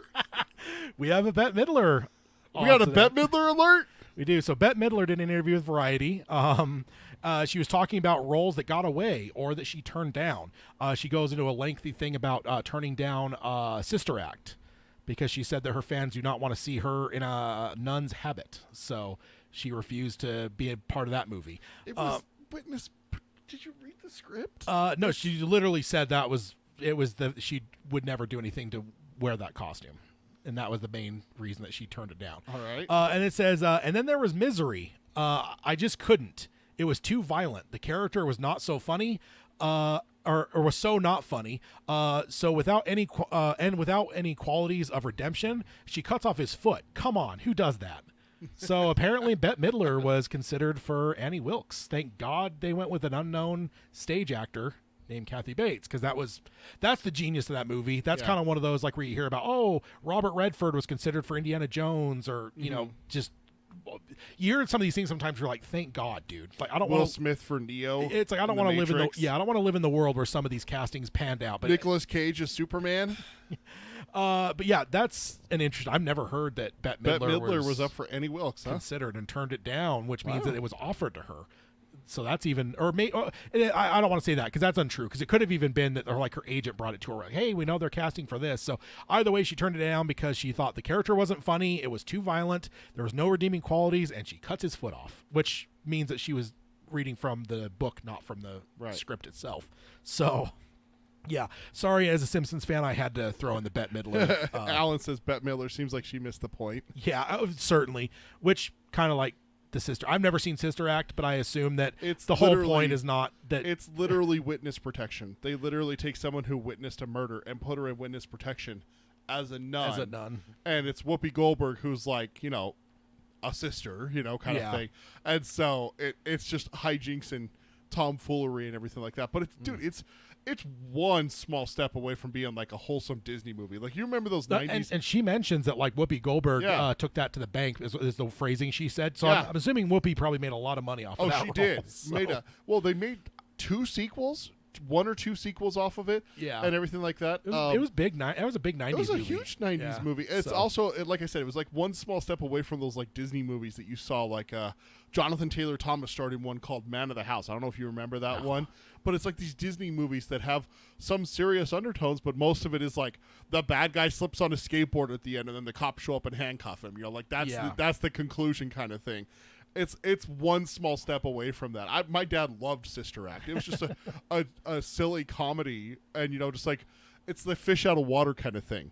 You take someone who grew up on the street. I think it's set in San Francisco too. You take someone who's grown up on the streets of San Francisco. She's, you know, a tough lady and stuff like that, and then you put her into a nunnery and make her a nun, and she has to learn like the ways of being a nun while not showing that she's, you know, obviously like an outsider. Yeah. Well, I mean, I'm glad again that it went the way it did because Annie Wilkes is Kathy Bates. So yeah. So the next thing here we have Uncle Stevie Recommends. So the first one, I guess I have one with a picture here. The first one I'll cover here, it says, my collaborator on Sleeping Beauties, who also happens to be my son Owen, not Wen, because if you look at the picture, or actually I got a better one. Sorry, I forgot to delete that other one. So the first one here, yes, he's showing the way he's holding the book, he's blocking the O, so his little joke there that its name's not Wen. Has a new novel coming out next month. It's a firecracker. So take a look at that. I actually forget what the name. He doesn't mention it, does he? Derator. Okay. Curator. He doesn't say it in the. It's in the picture. It says the curator. Yeah, he doesn't say it in the tweet. So yeah, check that out. Another Owen King book coming out. He also. Before you change the slide, do you know what that jacket is? No. Is that a Dairy Tigers Letterman jacket? I don't know, dude. Maybe. Is that a Dairy Tigers Letterman jacket? Could be. Never really saw King as that kind of guy that would. It's a red jacket. I'm pretty sure the Dairy Tigers colors are red and white. It's red Letterman jacket with the white sleeves, and it's got a D. Dude, is that a Dairy Letterman jacket? I would say no. Oh, I hope so. King does. I don't think King has ever struck. I don't even know if I've ever seen him wear stuff of his own. Oh, I don't know. He always just wears like generic shit. So I assume that's probably a real. That's just a Letterman jacket that he happens to have? Yeah. Oh, that's a B, not a... So it's probably Bangor. Oh.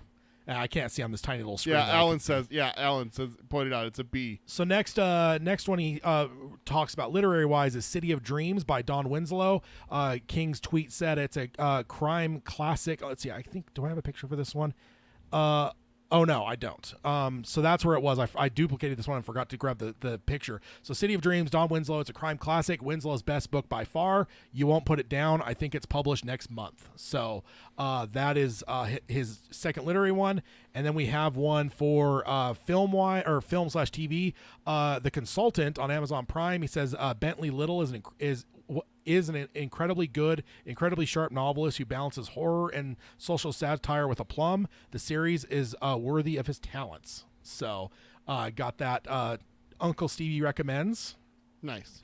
And then we're getting close to the end of the episode here, but we do have time. Emails. It's the emails. Tad's gonna read us what people wrote to us. You know that's not getting deleted, right? God damn it. We need to figure out when that happened. Oh, God, that would have been year one. Year one? So easily. Yeah, that would have been a long time ago. Back in 2015, 2016. Yeah, long time ago at this point. So going over to emails here, let's go ahead and change us over so we're a little bit bigger here as we move over to the first email from Aaron. Let me get the old mailbag here. Aaron from Maryland. All right. So he says, hi, Tad and Peter. Uh-huh. He says, wow, thanks for sharing my whole list. I feel honored. So that was the, God, I'm forgetting what list it was now. It's been done so many lists. It was the last one that we only had a couple submit, so we put them up with ours. Oh, okay. I can't remember what it is. I'm sorry. He says, I listen to your show on Spotify, but I feel like I need to make time to join one of your live YouTube streams at some point. It sounds like a lot of fun. Two brief further comments about my list. He says, due to your comments, it's the Dreamcasting for the Flanagan. So, oh, okay. And then he says, due to your comments on my choice of Ruth Nega, it makes me think that neither of you watch AMC's Preacher. You should see Preacher. Stephen King has specifically said that he was inspired to make the Dark Tower comic adaptation because of the Preacher comic. And Ruth Nega kills it as Tulip O'Hare, one of the leads in the AMC adaptation. I think Preacher is available on Hulu right now. It's a fun ride. And from episode 1, I think my case is made for her as Susanna. I've heard a lot about Preacher, that it's kind of a well-regarded show. I have a long list of things I need to hit at some point, and Preacher's always been on there. This probably elevates it a little bit more. It is on Hulu. He is correct about that. Preacher, 4 seasons, came out in 2016. Sweet. So, yeah. He says, I thought the shtick would become more clear behind my casting of Jim Carrey to play Abel Van A, but I guess it wasn't. Besides for the fact that Carrey is great in serious roles, I think he 100% would play an amazing Van A. It'd be great to see Jim Carrey being the one to tell Roland how important riddles are, and then he gives a smiley emoji. So there was a Batman joke hidden in there I see. Went over both of our it. heads. I you know what, Aaron? I can appreciate that. Thank you, Si. Also, Alan in the chat is mentioning the hashtags behind you, including one of them that's very slanderous. That's twice now that people have noticed my hashtags and my messages behind me when I don't know if it's been called up ever before. Yeah, I've changed those every single episode. Most of the time. Most of the time. Sometimes I forget, but most of the time it's different every episode. Some have repeated, but that's my go-to right there. That top one. And then he says, one last item. I know Mike Flanagan is going to be free to shop the Dark Tower anywhere. I'm guessing that's going to be to Amazon due to his new partnership with them. But part of me really hopes it ends up at Netflix, and I don't know. That scares me. I know the Duffer Brothers are working on the Talisman for Netflix, and theoretically, if the same network was doing the Talisman and the Dark Tower, it would make logical sense for us to get Black House down the road. I know I'm counting a lot of chickens before they hatch, but God, I love Black House, and I agree. I get it. I love I that. get it. I do love that one. I'm only a year old in reading that, but I really loved it. I actually think I may be slightly towards Black House even over Talisman personally, and that's an unpopular choice. Talisman's that is one that I need to revisit. I need to take advantage of. I don't know if you noticed this, but Audible started a thing called Collections. It's where you can put things into collections, and you can it's basically a playlist for audiobooks. So my wife started listening to audiobooks, so we made one for her. And I'm like, I'm starting to realize that maybe I need to do one because like this right here, it's like, oh, fuck, man, I haven't listened to Talisman and Black House for a minute. but then I forget when I finish my my historic book that I'm listening to right now. And it's like, what am I going to listen to? And then I just fall back into my old habits of, oh, let's go listen to it. Oh, let's go listen to The Stand. Oh, let's go listen to the 7 Harry Potters. Oh, let's go listen to The Dark Tower. And I forget about those ones like Black House, Talisman, and stuff like that. Yeah.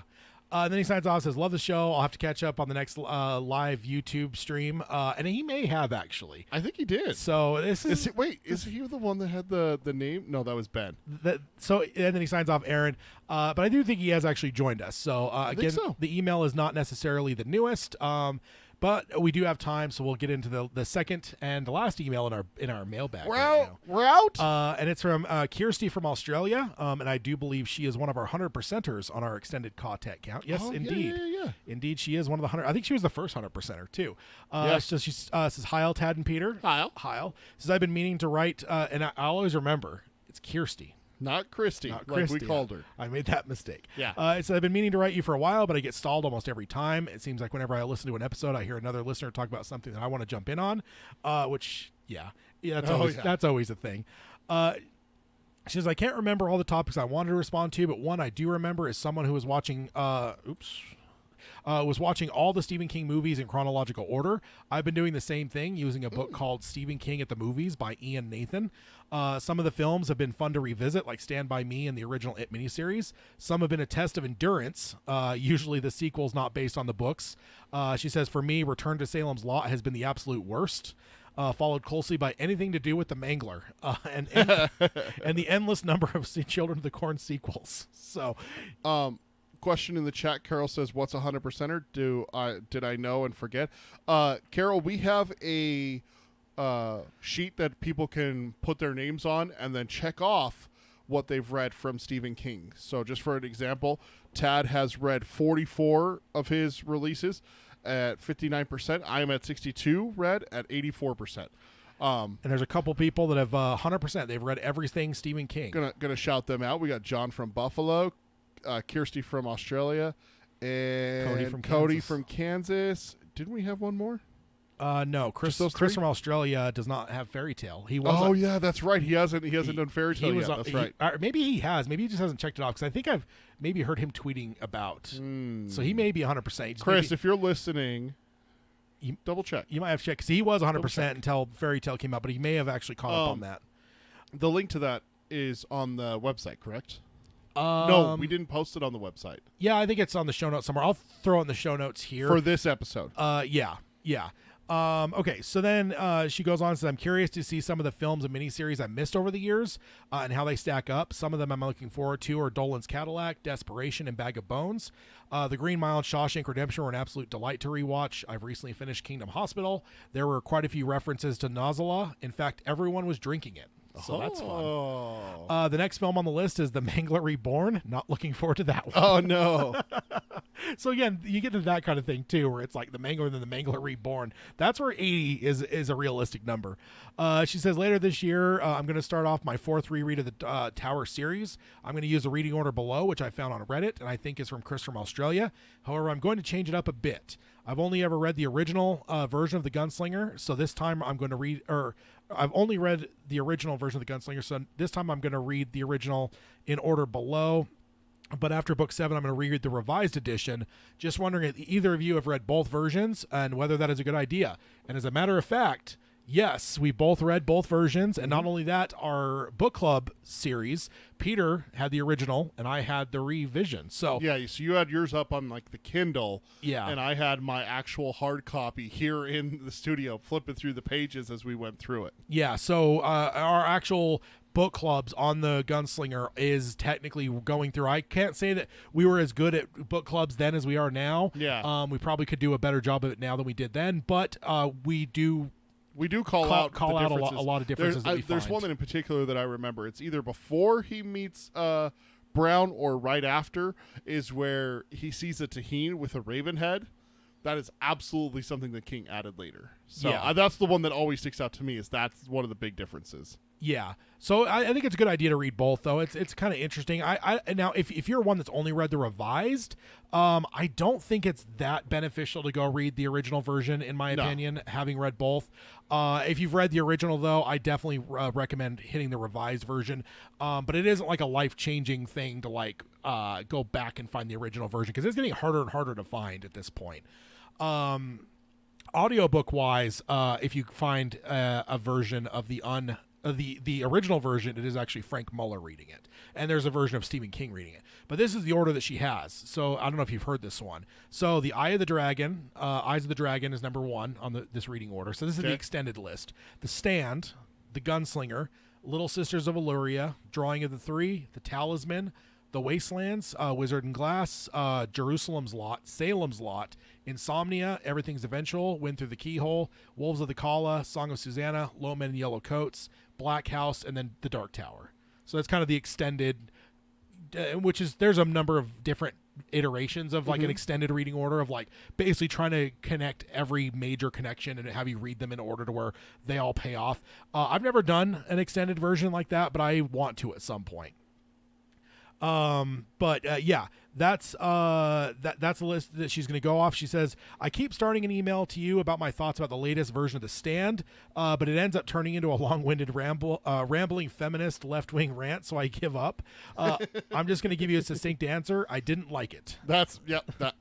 It was a train wreck, and while I'm fine with the timeline jumping around and making Harold a central character, there were too many things I didn't like.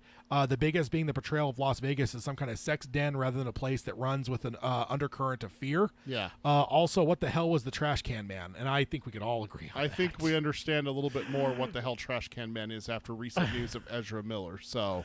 Yeah, and then she says, I'm stopping right there before I start rambling again, and then signs off, Long Days and Pleasant Nights. Yeah, I'm a huge Stan fan. There was a couple elements of it that I really loved, but the Skarsgård was fantastic as Flag. The overall, I agree. Yeah. The overall, there's very little redeeming. There's a couple things, but I think you probably edit it down to like a 2-hour movie, and it would be completely out of context. You wouldn't be able to like follow it because it wouldn't tell the whole story. Yeah. But you could probably have found like a 2.5 hour movie of all the good stuff that's in that series, in my opinion. If that. I think you probably could. Because I mean, what is that? 10 hours of the show. I think 2.5 hours would be easy to find. Because there was some good stuff. It was just few and far between. I bet you could. I bet you could. Not up to my standard. No. There's not enough there. I did not. I bet you. I don't have any editing ability, but I bet you I could. I could throw 2.5 hours together that you would actually agree. I think you're overlooking some stuff, I think, but I think there's a debate to be had about which one I hated more, Firestarter or The Stand. Firestarter, because I fucking hated. Because that was so deeply ingrained. God, it had so much potential, and it was so horrible. And then she signs off, Long Days and Pleasant Nights. Kirsty from Australia. Thank you, Kirsty. Thank you, Kirsty. But yeah, it's all I have to say about Firestarter is just.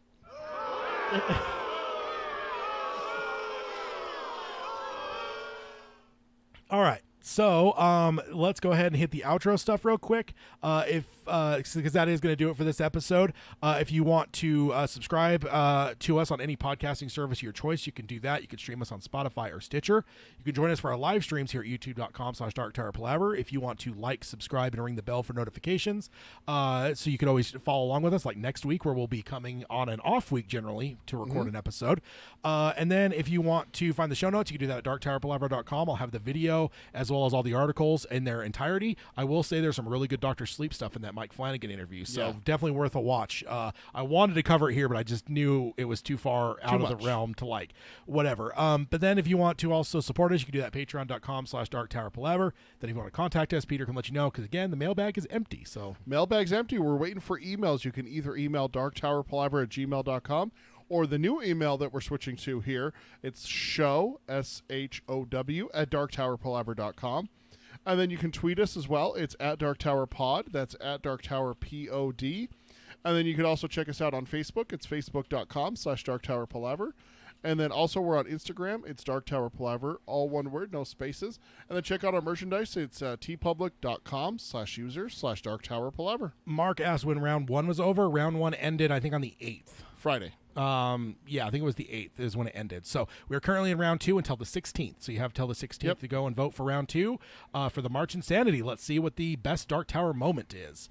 And then we will sign off, as we always do, by saying long days and pleasant nights. Long days and pleasant nights, folks. All right, everyone in the chat, thank you guys for joining us. You guys are awesome. Always love having you part of the conversation. I did drop a link in the chat here if you want to join us for Geekery Abides here in about 15 minutes. Follow that link over there if you're not already subscribed and stuff. If you're not, then definitely subscribe over there and join us over there as we're going to be talking about Scream, which is going to be a lot of fun. Scream franchise And Scream 1 6. through 6. Yep. And then, yeah, you guys are awesome. We'll see you in a week. For the second to last book club of The Wastelands. We're getting close here. We got to solve Blaine's riddle to figure out how the hell to get on and prime his pump. Let's do it. So we'll see you guys in a week. Bye, everyone.